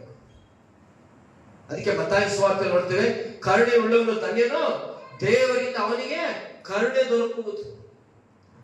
ಬಡವರ ಮೇಲೆ ಕರುಣೆ ಉಳ್ಳವನು, ಕಷ್ಟದಲ್ಲಿ, ರೋಗದಲ್ಲಿ, ಸಮಸ್ಯೆಯಲ್ಲಿ, ಬಾಧೆಯಲ್ಲಿ ಇರುವಂತವರ ಮೇಲೆ ನೀನು ದಯೆ ತೋರಿಸುವಂತರಾಗಿರ್ಬೇಕು, ಕರುಣೆ ತೋರಿಸುವಂತರಾಗಿರ್ಬೇಕು, ಸಹಾಯ ಮಾಡುವಂತರಾಗಿರ್ಬೇಕು. That is the Christian life, ಕ್ರೈಸ್ತ ಜೀವಿತ. ನಾವು ನೋಡ್ತೇವೆ ಈ ಲೋಕದಲ್ಲಿ ಮದರ್ ತೆರಿಸಾ, ಅನೇಕವಾದಂತ ಭಕ್ತರು, ಹಾಲೆಂಡ್ ಅಂತ ಎಂಬುದಾಗಿ ಅನೇಕವಾದಂತ ದೈವ ಭಕ್ತರು ಪ್ರಪಂಚವನ್ನೇ ತಲೆ ಕೆಳಗೆ ಮಾಡುವಂತರು. ಅನೇಕ ಕ್ರೈಸ್ತರು ಇವತ್ತು ಎಷ್ಟು ಹಾಸ್ಪಿಟಲ್ಗಳನ್ನು ಕಟ್ಟಿಸಿದ್ದಾರೆ, ಅನೇಕ ಕ್ರೈಸ್ತರು ಎಷ್ಟು ಅನಾಥಾಶ್ರಮಗಳನ್ನು ಕಟ್ಟಿಸಿದ್ದಾರೆ, ಅನೇಕ ಕ್ರೈಸ್ತರು ಎಷ್ಟು ಬಡವರಿಗೆ ಸಹಾಯ ಮಾಡ್ತಾ ಇದ್ದಾರೆ, ಅನೇಕ ಕ್ರೈಸ್ತರು ಇವತ್ತು ಯೇಸುವನ್ನು ನಂಬಿರುವಂತವ್ರು ಇವತ್ತು ಕಣ್ಣೀರು, ನಮ್ಮ ಮುಂದೆ ಕಣ್ಣೀರು ಇರ್ತಿರುವಂತವರಿಗೆ ಕೈ ಚಾಚಿದಂತವ್ರು ಎಷ್ಟೋ ಜನ ಇದ್ದಾರೆ. ಜನನ ಮರಣ ಮಧ್ಯದಲ್ಲಿ ಜೀವಿಸುವಂತ ನಾವು ಕ್ರಿಸ್ತನಿಗೆ ಮಾದರಿಯಾಗಿ ಇತರರಿಗೆ ಕಣ್ಣೀರು, ಕಷ್ಟ, ರೋಗ ಬಾಧಲಿರೋರಿಗೆ ಕಣ್ಣು ತೋರಿಸ್ತಾ, ಸಹಾಯ ಮಾಡುತ್ತಾ, ಆಧರಿಸುವಂತ ವಿಶ್ವಾಸಿಗಳಾಗಿರಬೇಕೆಂಬುದಾಗಿ ಬೈಬಲ್ ನಮಗೆ. ಅದಕ್ಕೋಸ್ಕರವೇ ದೇವರು ಈ ಲೋಕದಲ್ಲಿ ಇದ್ದಾಗ ಫಸ್ಟ್ ನಾವು ಯೇಸು ಸ್ವಾಮಿನೇ ಮಾಡಿದ್ರು. ಏನ್ ಮಾಡಿದ್ರು? ಯೇಸು ಸ್ವಾಮಿ ಏನ್ ಮಾಡಿದ್ರು? ಬಡವರಿಗೆ ಶುಭ ವರ್ತಮಾನವನ್ನು ಸ್ವಾರ್ಥನೆ ಹೇಳಿದ್ರು. ಆಮೇಲೆ ಯೇಸು ಸ್ವಾಮಿ ಲೋಕದಲ್ಲಿ ಇದ್ದಾಗ ಎಷ್ಟೋ ರೋಗಿಗಳು ಬಿದ್ದಂತವ್ರು, ಎಷ್ಟೋ ರೋಗಿಗಳು ಅನೇಕರಿಗೆ ಕರುಣೆ ತೋರಿಸಿದಂತವ್ರು ಯೇಸು, ಅನೇಕರಿಗೆ ಸ್ವಸ್ಥ ಮಾಡಿ ಯೇಸು ಸ್ವಾಮಿ ನಮಗೆ ತೋರಿಸಿಕೊಟ್ಟಿದ್ದಾರೆ. ಎಷ್ಟೋ ಸಾರಿ ಅನೇಕ ಬಡವರ ಜೀವಿತದಲ್ಲಿ ಎಷ್ಟೋ ಪಾಪಗಳಿರುವಂತ ಮನುಷ್ಯರಿಗೋಸ್ಕರ ಯೇಸು ಸ್ವಾಮಿ ಕರುಣೆ ತೋರಿಸಿದ್ದಕ್ಕೆ ನಾವೆಲ್ಲರೂ ಇಲ್ಲಿ ಕುಂತಿದ್ದೀವಿ. ಹಲ್ಲೆಲೂಯಾ. ತಿಳ್ಕೊಳ್ಳಿ, ಆಗ ಧನವಂತನಾದ ದೇವರು ಪರಲೋಕವನ್ನು ಬಿಟ್ಟು ಈ ಭೂಲೋಕಕ್ಕೆ ಬಂದು ನಿನ್ನನ್ನು, ನನ್ನನ್ನು, ನಮ್ಮೆಲ್ಲರ ಲೋಕದ ಪ್ರಪಂಚದ ಪ್ರತಿ ಮಾನವನ ಪಾಪಗಳು ತನ್ನ ಮೇಲೆ ಹಾಕೊಂಡು ಆ ವಿಮುಕ್ತ ಬೆಟ್ಟದ ಮೇಲೆ ಕೈಕಾಲುಗಳನ್ನು ಮಳೆಯಿಂದ ಒರೆಸಿಕೊಂಡು ರಕ್ತವನ್ನು ಸುರಿಸಿದ್ರು. ಯಾವ ಪ್ರಾಣಿ, ಯಾವ ಓತ, ಯಾವ ಕುರಿಯಿಂದ ಮನುಷ್ಯನು ಮೋಕ್ಷಕ್ಕೆ ಹೋಗಕ್ಕೆ ಸಾಧ್ಯ ಇಲ್ಲ. ಯಾವ ಪಾಪಗಳು, ಯಾವ ಪ್ರಾಣಿಯಿಂದಲೂ ಮನುಷ್ಯನು ನಿತ್ಯ ಜೀವಕ್ಕೆ ಸಾಧ್ಯವೇ ಇಲ್ಲ. ಮನುಷ್ಯನು ಮಾಡಿದ ಪಾಪಕ್ಕೆ, ಮನುಷ್ಯನು ಮಾಡಿದ ದೋಷಕ್ಕೆ ಆ ದೇವರೇ ಮಗನಾಗಿ ಮನುಷ್ಯನ ಅವತಾರ ತಾಳಿ ಆ ಕಲ್ವರಿ ಕ್ರೂಜಿಯಲ್ಲಿ ಬಂದರು. ನನ್ನ ಮೇಲೆ ನಿನ್ನ ಮೇಲೆ ಕರುಣೆ ತೋರಿಸಿದ್ರು, ದಯೆ ತೋರಿಸಿದ್ರು, ಪ್ರೀತಿ ತೋರಿಸಿದ್ರು. ನಿನ್ನನ್ನು ನನ್ನನ್ನು ಘೋರವಾದ ಪಾಪಗಳು ನಮ್ಮಲ್ಲಿತ್ತು. ತಾಯಿಯ ಗರ್ಭದಲ್ಲಿ ನಾವು ಪಾಪದಲ್ಲಿ ಹುಟ್ಟಿದವರು. ಈ ಪಾಪಗಳನ್ನು ಯೇಸು ಸ್ವಾಮಿ ಆ ಶಿಲುಬೆ ಮೇಲೆ ನಮ್ಮ ಮೇಲೆ ಪ್ರೀತಿ ತೋರಿಸಿದ್ರು. ಎಷ್ಟು ಆತನಿಗೆ ಹೊಡೆದ್ರು, ಆತನ ಒಂದು ಕಡೆ 40 ಹೊಡೆದ್ರು, ಆತನಿಗೆ ಮುಖಕ್ಕೆ ಉಗಿದ್ರು, ಆತನ ಗಡ್ಡವನ್ನು ಕಿತ್ತರು, ಆತನ ಹಿಂಸೆ ಮಾಡಿದ್ರು. ಇವೆಲ್ಲವನ್ನು ಯೇಸು ಸ್ವಾಮಿ ನನ್ನನ್ನು ನಿನ್ನನ್ನು ಆತನ ಬಳಿಗೆ ಸೇರಿಸೋಕ್ಕೋಸ್ಕರ ಕರುಣೆ ತೋರಿಸಿದಂತ ಸ್ವಾಮಿ ಆತನಿಗೆ ಕಳಿಸಿಕೊಟ್ಟು ಹೋದ್ರು. ಅದಕ್ಕೆ ಇವತ್ತು ನಾನು ನೀವು ಘೋರವಾದಂತಹ ಪಾಪದಿಂದ ನಮ್ಮನ್ನು ದೇವರು ಪ್ರೀತಿ ಮಾಡಿದ. ಹಾಗಾದ್ರೆ ನಾವು ನೀವು ಎಷ್ಟು ಜನರಿಗೆ ಸುವಾರ್ತೆಗೆ ಸಾಕ್ತಾ ಇದ್ದೇವೆ, ಎಷ್ಟು ಜನರನ್ನು ಕರ್ತನ ಕಡೆಗೆ ನಡೆಸ್ತಾ ಇದ್ದೇವೆ, ಎಷ್ಟು ವಿಶ್ವಾಸಿಗಳಿಗೋಸ್ಕರ ನೀನು ಕಣ್ಣೀರಿಟ್ಟು ನಶಿಸಿ ಹೋಗುವಂತ ಜನರಿದ್ದಾರೆ. ವಿಶ್ವಾಸಿಗಳಿಗೆ ನಾವು ಎಷ್ಟು ಜನರನ್ನು ಕರುಣೆಯಿಂದ ಅವರಿಗೋಸ್ಕರ ಪ್ರಾರ್ಥಿಸ್ತಾ ಇದ್ದೇವೆ. ನಿನ್ನ ಕುಟುಂಬಸ್ಥರಲ್ಲೇ, ನಿನ್ನ ಅಕ್ಕಪಕ್ಕದಲ್ಲೇ, ನೀನಿರುವಂತ ಜನರೇ, ಇವತ್ತು ಎಷ್ಟೋ ಜನ ದೇವರು ನಮಗೆ ಕೊಟ್ಟಂತ ಸಭೆ, ಆ ಸಭೆಯಲ್ಲಿ ಅನೇಕ ಆತ್ಮಗಳು ಬರಬೇಕು. ಇವತ್ತು ನನ್ನಿಂದ ಅನೇಕ ಆತ್ಮ ರಕ್ಷಣೆ ಮಾಡಿ ಬರಬೇಕು. ಇವತ್ತು ನೀನು ಅವರಿಗೆ ಉಪಕಾರ ಮಾಡೋದೇ ಅಲ್ಲ, ನೀನು ಅವರಿಗೆ ಕರುಣೆ ತೋರಿಸ್ತಾ ಇದೆಯಾ? ಇವತ್ತು ಚರ್ಚೆಗೆ ಯಾರು ಬರ್ಲಿಲ್ಲ ಅಂದ್ರೆ ನೀನ್ ಗೊತ್ತಿರೋರಿಗೆ ಫೋನ್ ಮಾಡಿದ್ರೆ ಯಾವತ್ತಾದ್ರೂ ಯಾಕೆ ನೀನು ಬಂದಿಲ್ಲ ಅಂತ ಕೇಳಿದೆ ಅಟ್ಲೀಸ್ಟ್. ಇವತ್ತು ಪ್ರಿಯ ದೇವರ ಮಕ್ಕಳೇ, ಇವೆಲ್ಲ ಜನನ ಮರಣ ಮಧ್ಯದಲ್ಲಿ ಕ್ರೈಸ್ತರಾದಂತ ನಾವು ಕರ್ತವ್ಯವನ್ನು ನಿರ್ವಹಿಸಬೇಕು. ರಿಟೈರ್ಡ್ ಆಗೋದ್ರೊಳಗೆ ಒಂದು ಗೌರ್ಮೆಂಟ್ ಜಾಬ್ ಅಲ್ಲಿ ಇರ್ತಾರೆ, ಅವನ ಕರ್ತವ್ಯವನ್ನು ಸರಿಯಾಗಿ ಮಾಡಬೇಕು. ಅಪಾಯಿಂಟ್ ಆದಾಗ್ಲಿಂದ ರಿಟೈರ್ಡ್ ಆಗೋವರೆಗೂ ಯಾವುದೇ ಒಂದು ಮಚ್ಚೆ ಇಲ್ಲದ ಹಾಗೆ, ಕಪ್ಪು ಚುಕ್ಕೆ ಇಲ್ಲದ ಹಾಗೆ ಅವನು ಸರಿಯಾದ ರೀತಿಯಲ್ಲಿ ಆ ಜಾಬ್ ಅನ್ನು ಮಾಡಿದ್ರೆ ರಿಟೈರ್ಮೆಂಟ್ ಆದಾಗ ಅವನು ಏನ್ ಮಾಡ್ತಾರೆ, ಗೌರವಿಸ್ತಾರೆ, ಸನ್ಮಾನಿಸ್ತಾರೆ, ಓನರ್ ಆಗ್ತಾರೆ, ಶಾಲು ಆಗ್ತಾರೆ. ಆತನ ಪೆನ್ಷನ್ ಬರುತ್ತೆ ಅಥವಾ ರಿಟೈರ್ಡ್ ಹಣ ಬರುತ್ತೆ. ಅದಷ್ಟಕ್ಕೆ ನಿಂತೋಗುತ್ತೆ. ಅದು ಇದಾಗಲ್ಲ. ಜನನ ಮರಣ ಮಧ್ಯದಲ್ಲಿ ಮರಣ ಆದ್ಮೇಲೆ ಮತ್ತೆ ನ್ಯಾಯ ತೀರ್ಪಿರುತ್ತೆ. ಆ ನ್ಯಾಯ ತೀರ್ಪಲ್ಲೇ ದೇವ್ರು ನಮ್ಗೆ ನೀವು ಲೆಕ್ಕ ಕೇಳೋದು, ನೀನ್ ಎಷ್ಟು ಜನರ ರಕ್ಷಣೆ ಬರ್ತಿದ್ಯಾ? ನೀನು ಬರೀ ಸುಖಭೋಗಗಳು, ಸುಖಪತ್ಯಗಳು, ನಿನ್ಗೆ ಆನಂದ, ನಿನ್ಗೆಲ್ಲ ನಾನು ಕೊಟ್ಟೆ, ಎಲ್ಲ ಮಾಡಿದೆ, ನೀನು ಬರೀ ನಿನ್ ಜೀವನ, ನಿನ್ ಮನೆ, ನಿನ್ ಕುಟುಂಬ ನಿಂದೆ. ನಿನ್ನ ಸಭೆಗಾಗಿ ಏನ್ ಮಾಡಿದ್ಯಾ? ಸಭೆಗಾಗಿ ನೀನು ಎಷ್ಟು ಸಾರಿ ಪ್ರಾರ್ಥನೆ ಮಾಡಿದ್ಯಾ? ಸಭೆಗಾಗಿ ನೀನು ಎಷ್ಟು ಹಿಂಸೆ ಅನುಭವಿಸಿದ್ಯಾ? ಥೆಸಲೋನಿಕೆ ಸಭೆಯವರು, ಕೊಲೊಸ್ಸೆ ಸಭೆಯವರು, ಎಫೆಸ ಸಭೆಯವರು ಅವರು ಏಕ ಮನಸ್ಸಿನಿಂದ ದೇವರ ಸೇವೆ ಮಾಡ್ತಿದ್ರು, ಸುವಾರ್ತೆ ಸಾರಿದ್ರು, ಅನೇಕ ಆತ್ಮಗಳು ಆತನ ಮಂಡಳಿಗೆ ನಡೆಸಿದ್ರು. ಇವತ್ತು ಎಷ್ಟು ಜನ ನಿಮ್ಮ ಅಕ್ಕಪಕ್ಕದಲ್ಲಿ ನಿಮ್ಗೆ ಗೊತ್ತಿರೋರಿಗೆ ಚರ್ಚಿಗೆ ಬನ್ನಿ, ಆರಾಧನೆ ಮಾಡ್ರಿ, ನೀವು ನಶಿಸಿ ಹೋಗ್ಬಾರ್ದು ಸುವಾರ್ತೆ ಹೇಳ್ತಾ ಇದ್ದೀರಾ. ಪ್ರೇರೆ, ಜನನ ಮರಣ ಮಧ್ಯದಲ್ಲಿ ದೇವರಿಗೆ ಕೊಟ್ಟಂತ ಈ ಒಂದು ಉಪಕಾರ ನೀನು ಮಾಡಬೇಕು, ಇತರರನ್ನು ನೀನು ಕರುಣಿಸಬೇಕು, ಸಹಾಯ ಮಾಡಬೇಕು. ಜ್ಞಾನೋಕ್ತಿ 3:27 ನೋಡೋಣ. ಜ್ಞಾನೋಕ್ತಿ 3:27 ಈ ರೀತಿಯಾಗಿ ಹೇಳುತ್ತೆ. ಏನ್ ಹೇಳ್ತಂದ್ರೆ, ಉಪಕಾರ ಮಾಡುವುದಕ್ಕೆ ನಿನ್ನ ಕೈಲಾದಾಗ ಒಂದ ತಕ್ಕವರಿಗೆ ಅದನ್ನು ತಪ್ಪಿಸ ಬೇಡ. ಉಪಕಾರ ಮಾಡುವುದಕ್ಕೆ ನಿನ್ನ ಕೈಲಾದಾಗ ಏನ್ ಮಾಡ್ಬೇಕು? ಒಂದ ತಕ್ಕವರಿಗೆ ತಪ್ಪಿಸಬೇಡ. ಉಪಕಾರ ಮಾಡೋದು ನಿನ್ನ ಕೈಲಿ ಆಗುತ್ತೆ. ಅವನು ನಿಜವಾಗ್ಲೂ ಕಷ್ಟದಿದ್ದಾಗ, ಆ ಕುಟುಂಬ ನಿಜವಾಗ್ಲೂ ಬಾಧೆಯಲ್ಲಿದೆಯಾ, ಅವರಿಗೆ ನಾನು ಉಪಕಾರ ಮಾಡೋದ್ರಿಂದ ಪ್ರಯೋಜನ ಆಗುತ್ತಾ?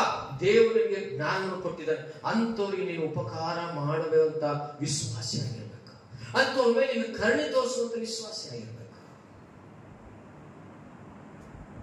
ಇವತ್ತು ಪ್ರಿಯ ದೇವರ ಮಕ್ಕಳೇ, ಅನೇಕ ನಮಗಿಂತ ಕಷ್ಟದಲ್ಲಿರುವಂತರಿದ್ದಾರೆ.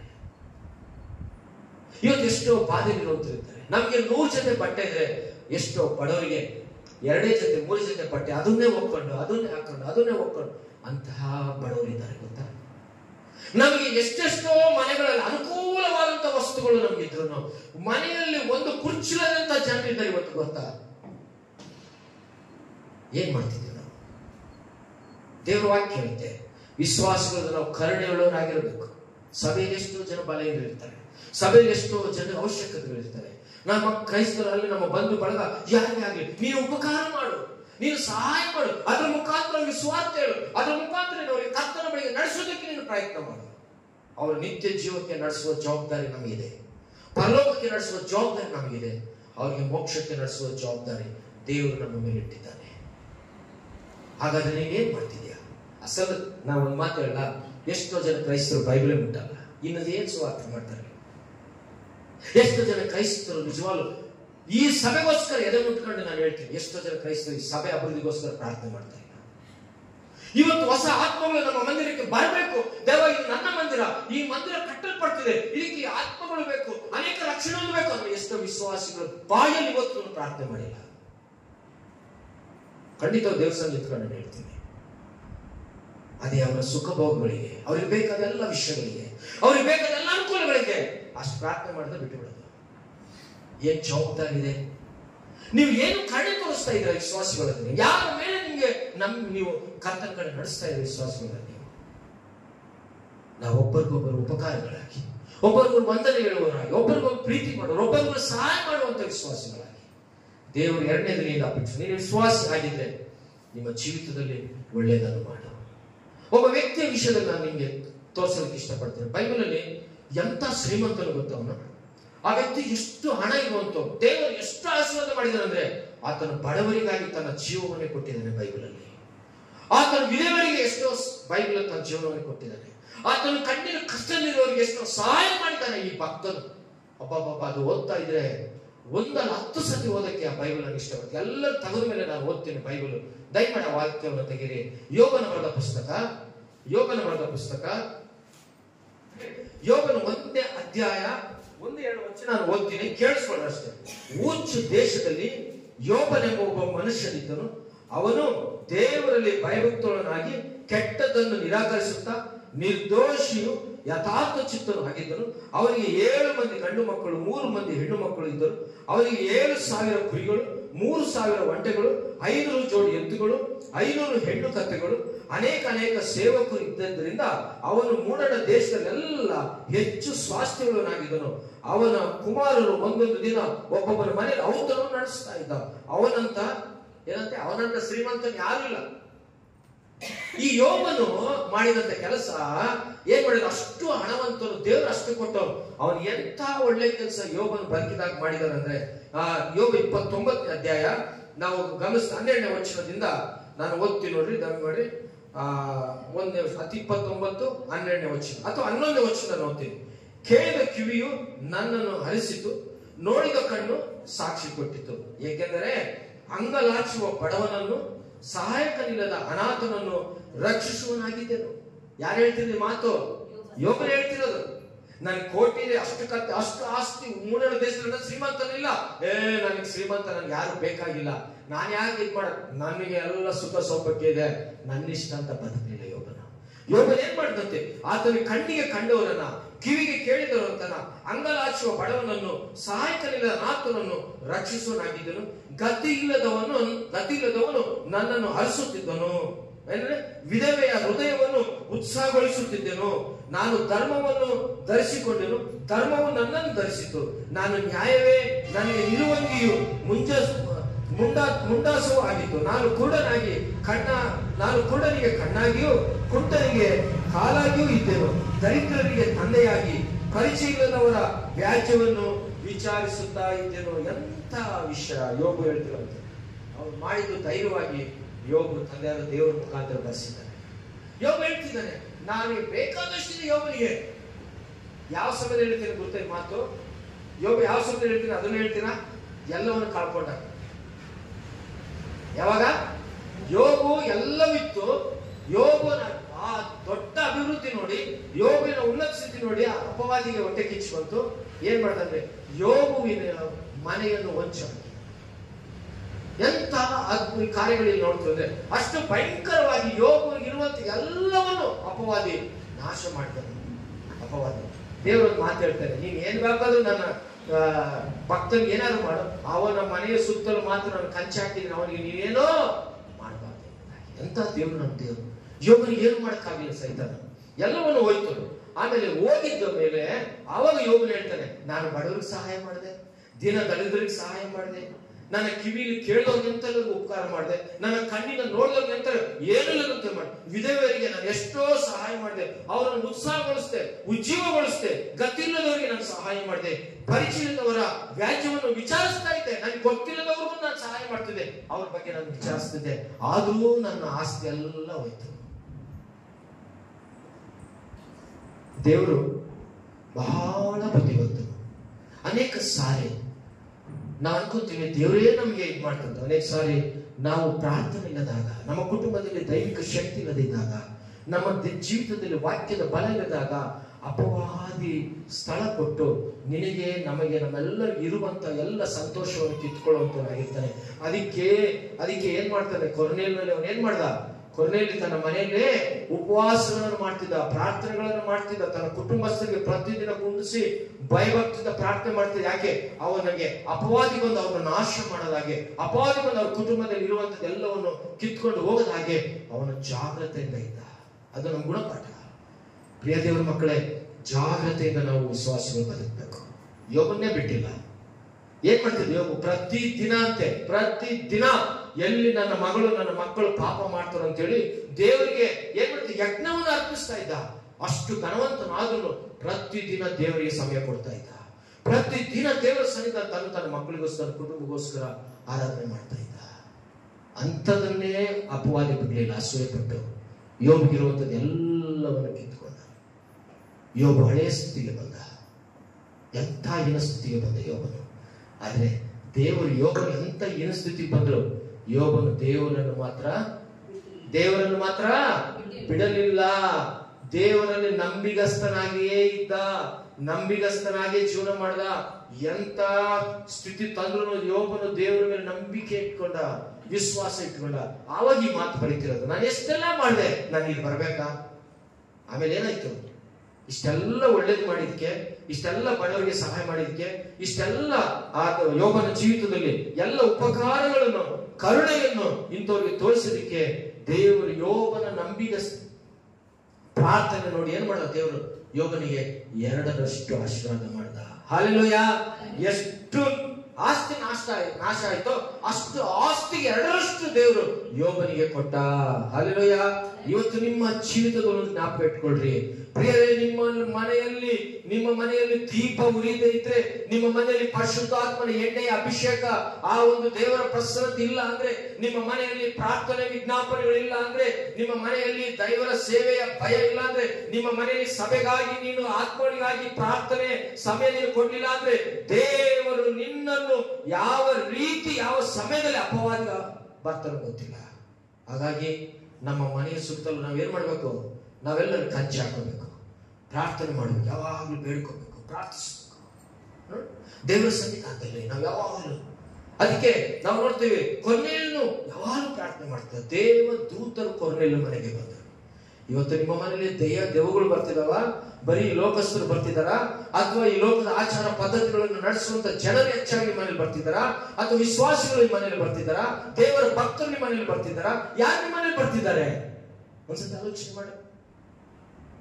ಅಪವಾದಿ ನಿಮ್ಮ ಮನೆಯಲ್ಲಿ ಬರ್ತಾ ಇದ್ದಾನೆ. ಅವನು ಕೆಡಿಸೋದಕ್ಕಿಂತ, ನಾಶ ಮಾಡೋದಕ್ಕಿಂತ ಮುಂಚೆ ನೀನು ಪ್ರಾರ್ಥನೆ ನಿನ್ನ ಮನೆಯಲ್ಲಿ ಯಾವಾಗಲೂ. ಹಾಗಾಗಿ ಯೋಬನು ಎಷ್ಟು ಉಪಕಾರ ಮಾಡಿದ್ನು, ದೇವರು ಏನು ಮಾಡಿದ? ಅದಕ್ಕೆ 2ರಷ್ಟು ದೇವರು ಯೋಬನಿಗೆ ಕೊಟ್ಟ. ನಂಬರ್ 1, ನಾವು ಜನನ ಮರಣ ಮಧ್ಯದಲ್ಲಿ ನಾವು ಹೆಂಗಿರ್ಬೇಕು? ದೇವರಿಗೆ ನಂಬಿಕಸ್ಥರಾಗಿರ್ಬೇಕು.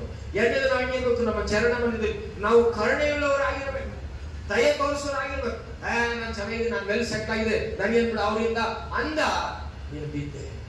ನಾವು ಎಷ್ಟು ದೇವರು ನಮ್ಮನ್ನು ಆಶೀರ್ವಾದ ಮಾಡಿದನು, ನಾವು ಸಹ ನಮಗಿಂತ ಕಡು ಬಡವರಿಗೆ ನಾವು ಸಹಾಯ ಮಾಡುವಂತರಾಗಿರ್ಬೇಕು, ಉಪಕಾರ ಮಾಡುವಂತರಾಗಿರ್ಬೇಕು. ಅದು ದೇವರಿಗೆ ಇಷ್ಟವಾದಂತ ವಿಶ್ವಾಸಗಳು. 3ನೇದು ವಿಶ್ವಾಸಿಗಳ ಜೀವಿತದ ನಾನು ಮುಗಿಸ್ತಿದ್ದೀನಿ, ಕೊನೆಯದು ವಿಶ್ವಾಸಿಗಳು ದೇವರ ಮಾತಿಗೆ ವಿಧೇಯರಾಗಬೇಕು.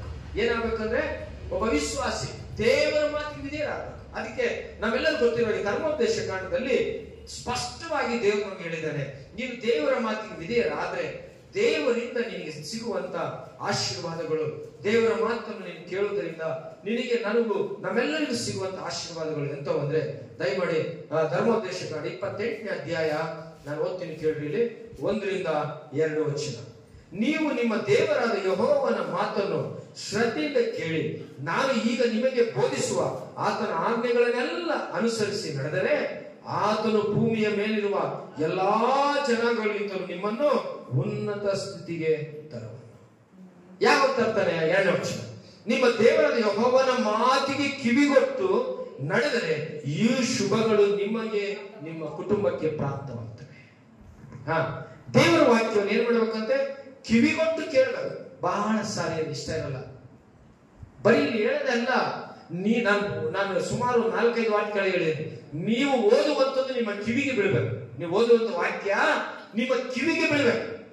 ಆ ವಾಕ್ಯ ನಿಮಗೆ ಕಿವಿಗೆ ಬಿದ್ದಾಗ, ನೀನು ದೇವರ ವಾಕ್ಯ ನಿನ್ನ ಕಿವಿಗೆ ಹೋದಾಗ ನಿನ್ನ ಆತ್ಮ ಕೆಲಸ ಮಾಡ್ತದೆ. ಆ ವಾಕ್ಯ ನಿನ್ನ ಹೃದಯದಲ್ಲಿ ಹೋಗುತ್ತೆ. ನೀನು ಸುಮ್ಮನೆ ಕುಂತ್ಕೊಂಡು ಏನೋ ಮೂಲಂಗಿ ಓದ್ತಿದ್ರೆ ಅಲ್ಲ, ನೀನು ಬಾಯಿ ಬಿಟ್ಟು ಜೋರವಾಗಿ ದೇವರ ವಾಕ್ಯವನ್ನ ಪ್ರತಿದಿನ ಧ್ಯಾನ ಮಾಡಬೇಕು. ಅದಕ್ಕೆ ನೀನು ದೇವರ ಮಾತಿ ಕಿವಿಗೆ ಹೋಗ್ತಿ ನಡೆದರೆ ಈ ಶುಭ. ಎಷ್ಟು ಶುಭ ಗೊತ್ತಾ? ಎಷ್ಟು ಆಶೀರ್ವಾದಗಳು ಗೊತ್ತಾ ಇದರಲ್ಲಿ? 18 ಆಶೀರ್ವಾದಗಳು ದೇವರು ನಮ್ಗೆ ಕೊಡ್ತಾನೆ.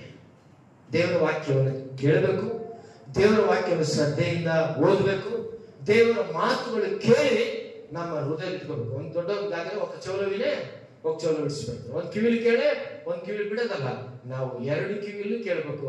ನಮ್ಮ ಹೃದಯದಲ್ಲಿ ದೇವರ ವಾಕ್ಯ ಇದ್ದಾಗ ದೇವರ ವಾಕ್ಯ ಇರುತ್ತೆ. ಈ ಶುಭಗಳು ನೋಡಿ, ಎಷ್ಟು ದೇವರ ಆಶೀರ್ವಾದ ಇದೆ.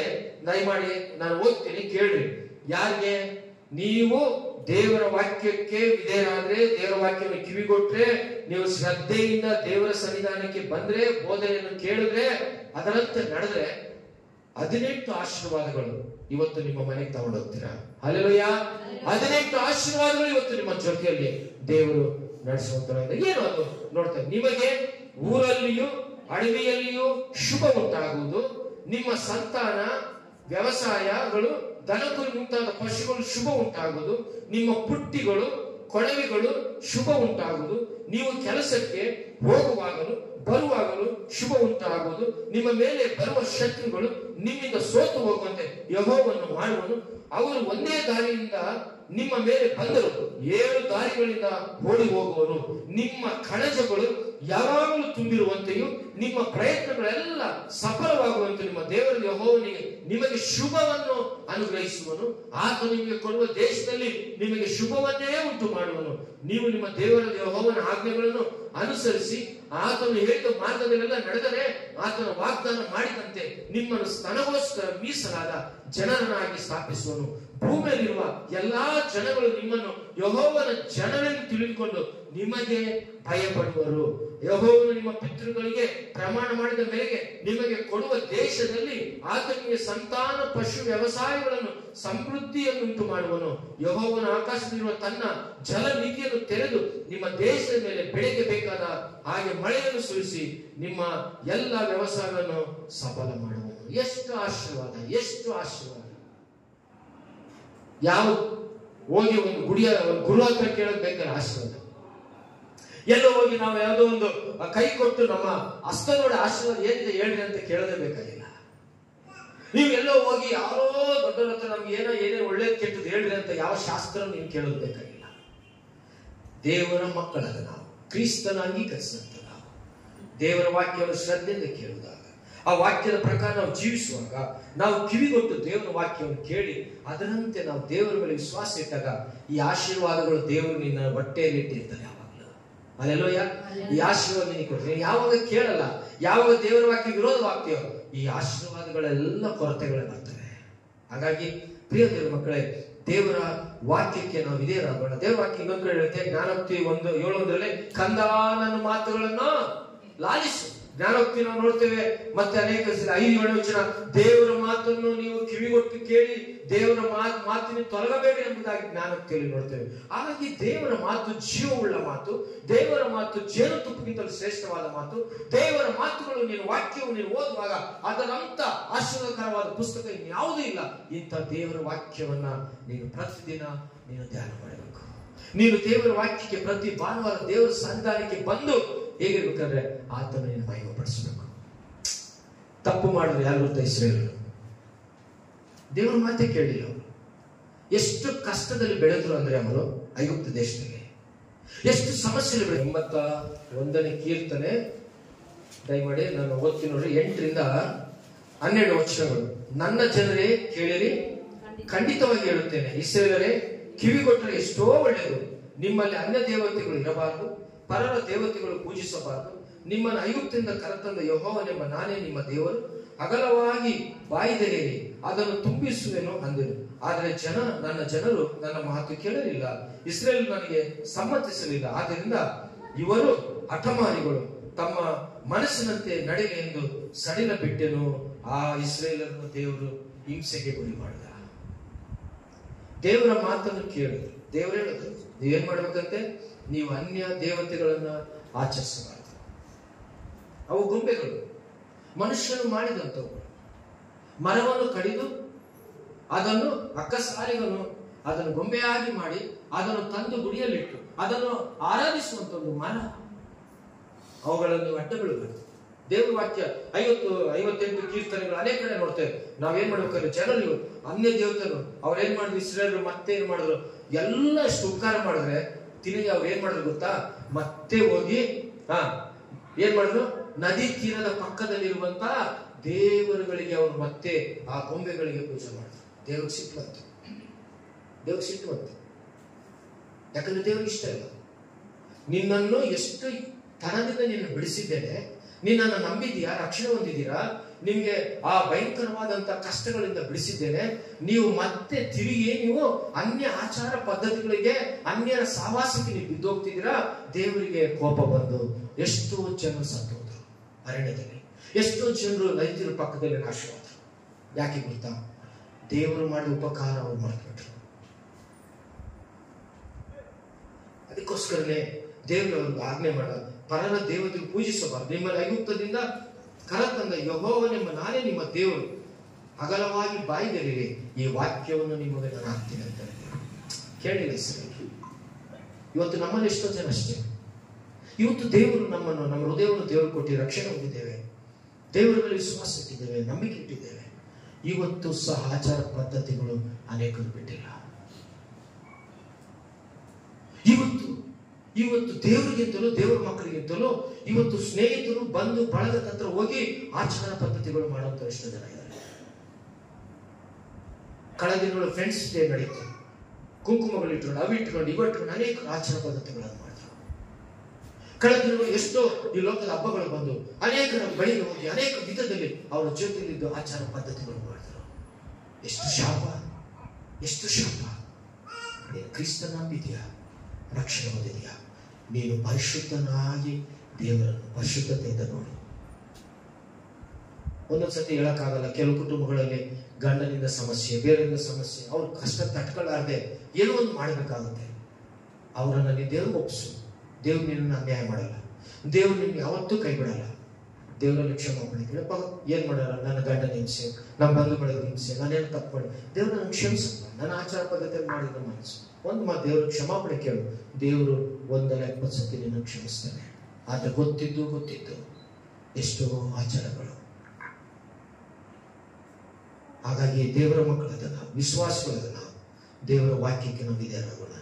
ಯಾಕಂದ್ರೆ ನಾವು ಗಮನಿಸುವಾಗ ವಿಮೋಚನೆ ಕಾಂಡ ನಿಮ್ಮ ದೇವರಾದ ಯೆಹೋವನೊಬ್ಬನನ್ನೇ ಸೇವಿಸಬೇಕು, ಆರಾಧಿಸಬೇಕು. ಯಾವ್ದಲ್ಲ ದೇಡ್ಲ ವಿಮೋಚನೆ ಕಾಂಡ, ನಿರ್ಗಮ ಕಾಂಡ 23-25 ನೀ ದೇವರನ್ನ యెహోవానొక్కడే మీరు ఆయనే మనం కేకులు ఆయన మనం ఆరాధించాం, ఆయన మనం కనపరుచుతాం. ఖచ్చితంగా ಆತನು ಪರಿಶುದ್ಧమైన ದೇವರು, ನಿಜವಾಗ್ಲೂ ಆತನು ಪರಿಶುದ್ಧನಾದ ದೇವರಾಗಿ ನಿನ್ನನ್ನು ಪರಿಶುದ್ಧಪಡಿಸಬೇಕೆ ಬಂದನು. ಆತ್ಮ ಸ್ವರೂಪನಾಗಿ ದೇವರು ನಿನ್ನ ಮಧ್ಯದಲ್ಲಿದ್ದಾನೆ. ಯಾರ್ಯಾರು ಯೇಸುವನ್ನು ನಂಬಿದ್ದಾರೋ, ಬಾಪ್ತಿಸ್ಮದಲ್ಲಿ ರಕ್ಷಣೆ ಹೊಂದಿದ್ದಾರೋ, ದೇವರ ಮಕ್ಕಳಾದ ನಿಮ್ಮ ಆತ್ಮದಲ್ಲಿ ದೇವರಿಗೆ ಸ್ಥಾನ ಕೊಡಲಿ. ಖಂಡಿತವಾಗಿ ದೇವರು ನಿನ್ನ ಬಾಧೆಗಳನ್ನು ಅದನ್ನು ತೆಗೆದುಹಾಕ್ತಾನೆ, ಕಷ್ಟ ಸಮಸ್ಯೆಗಳನ್ನು ದೇವರು ಬಗೆಹರಿಸ್ತಾನೆ. ಹಾಗಾಗಿ ಮಾನವನ ಜೀವಿತದಲ್ಲಿ ಹುಟ್ಟಿದ ಮನುಷ್ಯನು ಸಾಯುವವರೆಗೂ ಈ ಜೀವನ ಒಂದು ವಿಚಿತ್ರವಾದಂಥ ಜೀವನ, ಈ ಜೀವನ ವಿಚಿತ್ರವಾದಂಥ ಜೀವನ. ಈ ಜೀವನ ಏನಾಗ್ತದೋ ಗೊತ್ತಿಲ್ಲ, ಎಲ್ಲಿಗೆ ತಗೊಂಡೋಗ್ತದೋ ಗೊತ್ತಿಲ್ಲ, ಯಾವ ಸ್ಥಿತಿಗೆ ಹೋಗ್ತದೋ ಗೊತ್ತಿಲ್ಲ ಈ ಜೀವನ. ಹಾಗಾಗಿ ಹುಟ್ಟು ಸಾವಿನ ಮಧ್ಯದಲ್ಲಿ ನೀನು ಕ್ರಿಸ್ತನಿಗಾಗಿ ಹೋರಾಡು, ಯೇಸುವಿಗಾಗಿ ಸೇವೆ ಮಾಡು, ಯೇಸುವಿಗಾಗಿ ನಂಬಿಕೆಯಿಂದ ಇರು. ನೀನು ಉಪಕಾರ ಧರ್ಮಗಳನ್ನು ಮಾಡೋದ್ರಲ್ಲಿ ಶ್ರೇಷ್ಠವಾಗಿರು. ಅಷ್ಟೇ ಅಲ್ಲ, ನೀನು ದೇವರಿಗೆ ನಂಬಿಗಸ್ತನಾಗಿ ಆರಾಧನೆಗೆ ಬಾ. ಅಕಸ್ಮಾತ್ ನಿನ್ನ ಜೀವಿತದಲ್ಲಿ ಕ್ರಿಸ್ತನಿಗೆ ಅಂಗೀಕರಿಸ್ತಿದ್ರೆ ದೇವರನ್ನು ನಂಬಿಕೋ, ರಕ್ಷಣೆ ಹೊಂದಿಕೋ. ದೇವರಿಗೆ ಮೋಕ್ಷ ಇದೆ, ನಿತ್ಯ ಜೀವ ಇದೆ. ಇಸ್ರೇಲ್ ದೇಶ ಪತನವಾಗ್ತಾ ಇದೆ. ಬೈಬಲ್ ಇರುವಂಥದ್ದನ್ನೆಲ್ಲ ಇವತ್ತು ನ್ಯೂಸ್ ಅಲ್ಲಿ ಹೇಳ್ತಾ ಇದ್ದಾರೆ. ನಾನು ಬರೀ ಒಂದು ವಾಕ್ಯದ ಅದೇ ನೋಡ್ತಾ ಇರ್ತೇನೆ, ಯಾಕಂದ್ರೆ ನನ್ನ ಇಂಟ್ರೆಸ್ಟ್ ದೇವರ ವಾಕ್ಯದ ಬಗ್ಗೆ ಹೇಳ್ತಾರೆ, ಇಂಟ್ರೆಸ್ಟ್. ಪ್ರಿಯ ದೇವರ ಮಕ್ಕಳೇ, ಇಸ್ರಾಯೇಲರು ಮತ್ತು ಇವು ನಡೀತಂತ ಗಾಜಾ, ಅಲ್ಲಿರುವಂತ ಇರಾನ್, ಇರಾಕ್ ದೇಶಗಳು ಯುದ್ಧ ಬೈಬಲ್ ಗ್ರಂಥ ನಡೀತಾ ಇದೆ. ನನ್ನ ಕರ್ತನು ಬೇಗನೆ ಬರುವಂತನಾಗಿದ್ದಾನೆ. ನಮ್ಮ ಕರ್ತನ ಯೇಸು ಸ್ವಾಮಿ ಪರಲೋಕದಿಂದ ತಿರುಗಿ ಬರುವಂತನಾಗಿದ್ದಾನೆ. ಆತನು ನಂಬುವಂತವರ ಕರ್ತನು ಪರಲೋಕಕ್ಕೆ ಕರ್ಕೊಂಡಂತನಾಗಿದ್ದಾನೆ. ನ್ಯಾಯ ತೀರ್ಪು ಪರಲೋಕದಲ್ಲಿದೆ. ನೀನು ಹುಟ್ಟು ಮರಣದ ಮಧ್ಯದಲ್ಲಿ ನೀನು ಏನು ಮಾಡಿದ್ಯೋ ಆ ನ್ಯಾಯ ತೀರ್ಪಲ್ಲಿದೆ. ದೇವರಿಗೆ ನೀನು ಇಷ್ಟವನ್ನು ಮಾಡಿ ಕ್ಷಮಿಸು ಸ್ವಾಮಿ, ನನ್ನನ್ನು ಮನ್ನಿಸು, ನಾನು ಕ್ಷಮಾಪಣೆ ಕೊಡು. ಕರ್ತನ ನಿನಗೋಸ್ಕರ ಇಲ್ಲಿವರು ಕೇಳಿದ ವಾಕ್ಯದ ಪ್ರಕಾರ ಸಭೆಗಾಗಿ, ಲೋಕದಲ್ಲಿ ಆತ್ಮಗಳಿಗಾಗಿ, ಕರ್ತ ನಂಬಿಗಸ್ತನಾಗಿ ಅನೇಕರನ್ನು ಕರ್ತ ನಡೆಸುವಂತಹ ದೇವರ ವಿಶ್ವಾಸಿಯಾಗಿ, ನಾನು ನಿನಗೆ ಮಹಿಮೆ ಬರುವಂತ ವಿಶ್ವಾಸಿಯಾಗಿ, ದೇವ ನನ್ನಲ್ಲಿ, ನನ್ನ ಗಂಡನಿಂದ, ನನ್ನ ಕುಟುಂಬದಿಂದ ಬರುವಂತಹ ಸಮಸ್ಯೆಗಳನ್ನು ಎದುರಿಸುವಂತ ವಿಶ್ವಾಸಿಯಾಗಿ ನಾನು ಜೀವಿಸುವುದಕ್ಕೆ ಸಹಾಯ ಮಾಡ. ಕರ್ತನು ಖಂಡಿತವಾಗಿಯೂ ಆತನಿಗೆ ಕೃಪೆ ತೋರಿಸ್ತಾನೆ. ಅದಕ್ಕೋಸ್ಕರವೇ ತನ್ನ ಪ್ರಾಣವನ್ನೇ ತ್ಯಾಗ ಮಾಡ್ತಾನೆ. ಅದಕ್ಕೋಸ್ಕರ ತನ್ನ ಶರೀರವನ್ನೇ ಚಂಚಲಪಡ್ತಿದ್ದ. ಅದಕ್ಕೋಸ್ಕರ ತನ್ನ ರಕ್ತವನ್ನೇ ಸುರಿಸ್ತಾನೆ. ಆ ದಿನಗಳಲ್ಲಿ ಅನೇಕರು ಕ್ರಿಸ್ತನ ಮೊದಲು ನಾವು ನಂಬಿದ್ದೇವೆ. ಪ್ರೇರೆ ಸತ್ತು ಸಮಾಧಿಯಿಂದ ಎಂದು ಪರಲೋಕಕ್ಕೆ ಯೇಸು ತಿರುಗಿ ಬರುವ ಆತನು ಅಲ್ಲಿಯವರೆಗೂ ನಂಬಿರುವಂತ ನಾವು ಈ ಪವಿತ್ರವಾದಂತಹ ಆರಾಧನೆ. ಇಸ್ರೇಲಲ್ಲಿ ಪಾಪ ಆರಾಧನೆಗಳಿಲ್ಲ, ಎಷ್ಟೋ ಚರ್ಚ್ಗಳಿಲ್ಲ. ಎಲ್ಲ ಕಡೆ ಆ ಇರಾಕಲ್ಲಿ, ಗಾಜಾದಲ್ಲಿ ಎಲ್ಲ ಚರ್ಚ್ಗಳು ಎಲ್ಲ ಇವತ್ತು ಆರಾಧನೆ ಇಲ್ಲ, ಮಸೀದಿಗಳಿಲ್ಲ. ದೇವರ ವಾಕ್ಯ ನೆರವೇರ್ತಾ ಇದೆ. ಇಂಥ ವಾಕ್ಯ ನೀನು ಕೇಳಿದಾಗಲೂ ನಿನ್ನ ಜೀವಿತ ಮಂಡುತನ, ಇಸ್ರೇಲರು ಮಂಡುತನ ಮಾಡಿದ್ರು, ಅನೇಕರು ನಶಿಸಿ ಹೋದರು. ನಿನ್ನಲ್ಲಿ ಏನಾದ್ರು ಮಂಡುತನ ಇದ್ರೆ ಅದು ಬಿಟ್ಟು ಕ್ರಿಸ್ತನನ್ನು ಇವತ್ತಿನಿಂದ ಪರಿಪೂರ್ಣವಾಗಿ ವಿಶ್ವಾಸವಿಟ್ಟು ಜೀವನ ಬದಲಾವಣೆ ಮಾಡ್ಕೊ. ನಿನ್ನ ಮರಣ ಬದುಕುವ ದಿನಗಳು ಮಧ್ಯದಲ್ಲಿ ದೇವರ ಜೀವ ಗ್ರಂಥದಲ್ಲಿ ಲೆಕ್ಕ ಬರೆದಿರ್ತಾನೆ. ಹಲ್ಲೆಲೂಯಾ. ಪ್ರಸಂಗಿಲಿದೆ 20 ಜೀವ ಗ್ರಂಥದಲ್ಲಿ ಅವರವರ ಹೆಸರುಗಳು ಬರೆದಿರ್ತಾನೆ. ನಂಬಿರುವಂತ ರಕ್ಷಣೆ ಹೊಂದಿದವರಿಗೆ ಕರ್ತನ ಕರೀತಾರೆ, అమ్మా నీ పేరు ఇక్కడ ఉంది, నువ్వు నమ్ముకున్నావు, బాప్తిసం తీసుకున్నావు, నీకు ఎన్ని కష్టాలు వచ్చినా సహించుకున్నావు, నీకు అన్నదమ్ముల నుంచి భర్త నుంచి నువ్వు సహించుకున్నావు, నువ్వెన్నోసార్లు క్షమించావు, నువ్వు పరలోకానికి రా, దేవుడు నిన్ను తీసుకుంటాడు. జీవ గ్రంథంలో వారి యొక్క ప్రతి విషయాలు బైబిల్లో రాయబడింది. కాబట్టి నువ్వు భయపడబాకు. ఈ లోకంలో చనిపోయిన కూడా ప్రభు నమ్మిన వారు పరలోకానికి వెళుతారు. ಕರ್ತ ನಂಬಿರುವಂತವರು ಪರಲೋಕಕ್ಕೆ ಹೋಗ್ತಾರೆ. ಆದರೆ ಇರುವವರೆಗೂ ನಂಬಿಗಸ್ತರಾಗಿ ದಾನ ಧರ್ಮಗಳು ಮಾಡುವವರಾಗಿ ನಾವು ದೇವರ ವಾಕ್ಯವನ್ನು ಕಿವಿಗೊಟ್ಟು ಪ್ರಾರ್ಥಿಸುವಂತರಾಗಿ, ನಿನಗೆ ಕೊಟ್ಟಂತ ಸಭೆ ಅದು ನಿನ್ನ ಮನೆ ಎಂಬುದಾಗಿ ತಿಳಿದು ದೇವರ ಸಭೆಗಾಗಿ ಕಣ್ಣೀರಿಡು, ಪ್ರಾರ್ಥಿಸು, ಆತ್ಮಗಳನ್ನು ನಡೆಸು. ಯೇಸು ಸ್ವಾಮಿ ಅಷ್ಟೇ ಸಭೆಗಾಗಿ ತನ್ನ ಪ್ರಾಣವನ್ನು ಕೊಟ್ಟ, ಸಭೆಗಾಗಿ ತನ್ನ ಶರೀರವು ಚಂಚಲಪಟ್ಟಿತು. ಇವತ್ತು ನೀನು ನಾನು ಏನ್ ಮಾಡ್ತಿದ್ದೇನೆ? ನಿನ್ನ ಸುಖಭೋಗಗಳಲ್ಲೇ ಮರ್ತು ಹೋಗ್ತಿದ್ದೆ, ಸಭೆನ ಪ್ರಾರ್ಥನೆ ಮಾಡ್ತಾ ಹೋಗ್ತಿದ್ದೆ. ದೇವರು ಇವತ್ತು ನಿನ್ನನ್ನು ಎಚ್ಚರಿಸ್ತಾ ಇದ್ದಾನೆ. ಜೀವನ ಬದಲಾವಣೆ ಮಾಡ್ಕೊ, ಸರಿ ಮಾಡ್ಕೊಳ್ರಿ, ಮಂಡುತನ ಬಿಡ್ರಿ, ದೇವರ ಆಶೀರ್ವಾದ ಹೊಂದಿಕೊಳ್ಳ್ರಿ, ಕ್ರಿಸ್ತನಿಗಾಗಿ ಜೀವಿಸ್ರಿ. ಅಂತಹ ಆರಾಧನೆ ಮಾಡಿ ದೇವರನ್ನು ಮಾಡಿದ ಉಪಕಾರಗಳಿಗೆ ನಾವು ಸ್ತುತಿಯನ್ನು ಸಲ್ಲಿಸು. ದೇವರ ವಾಕ್ಯವನ್ನು ಆಶೀರ್ವದಿಸು.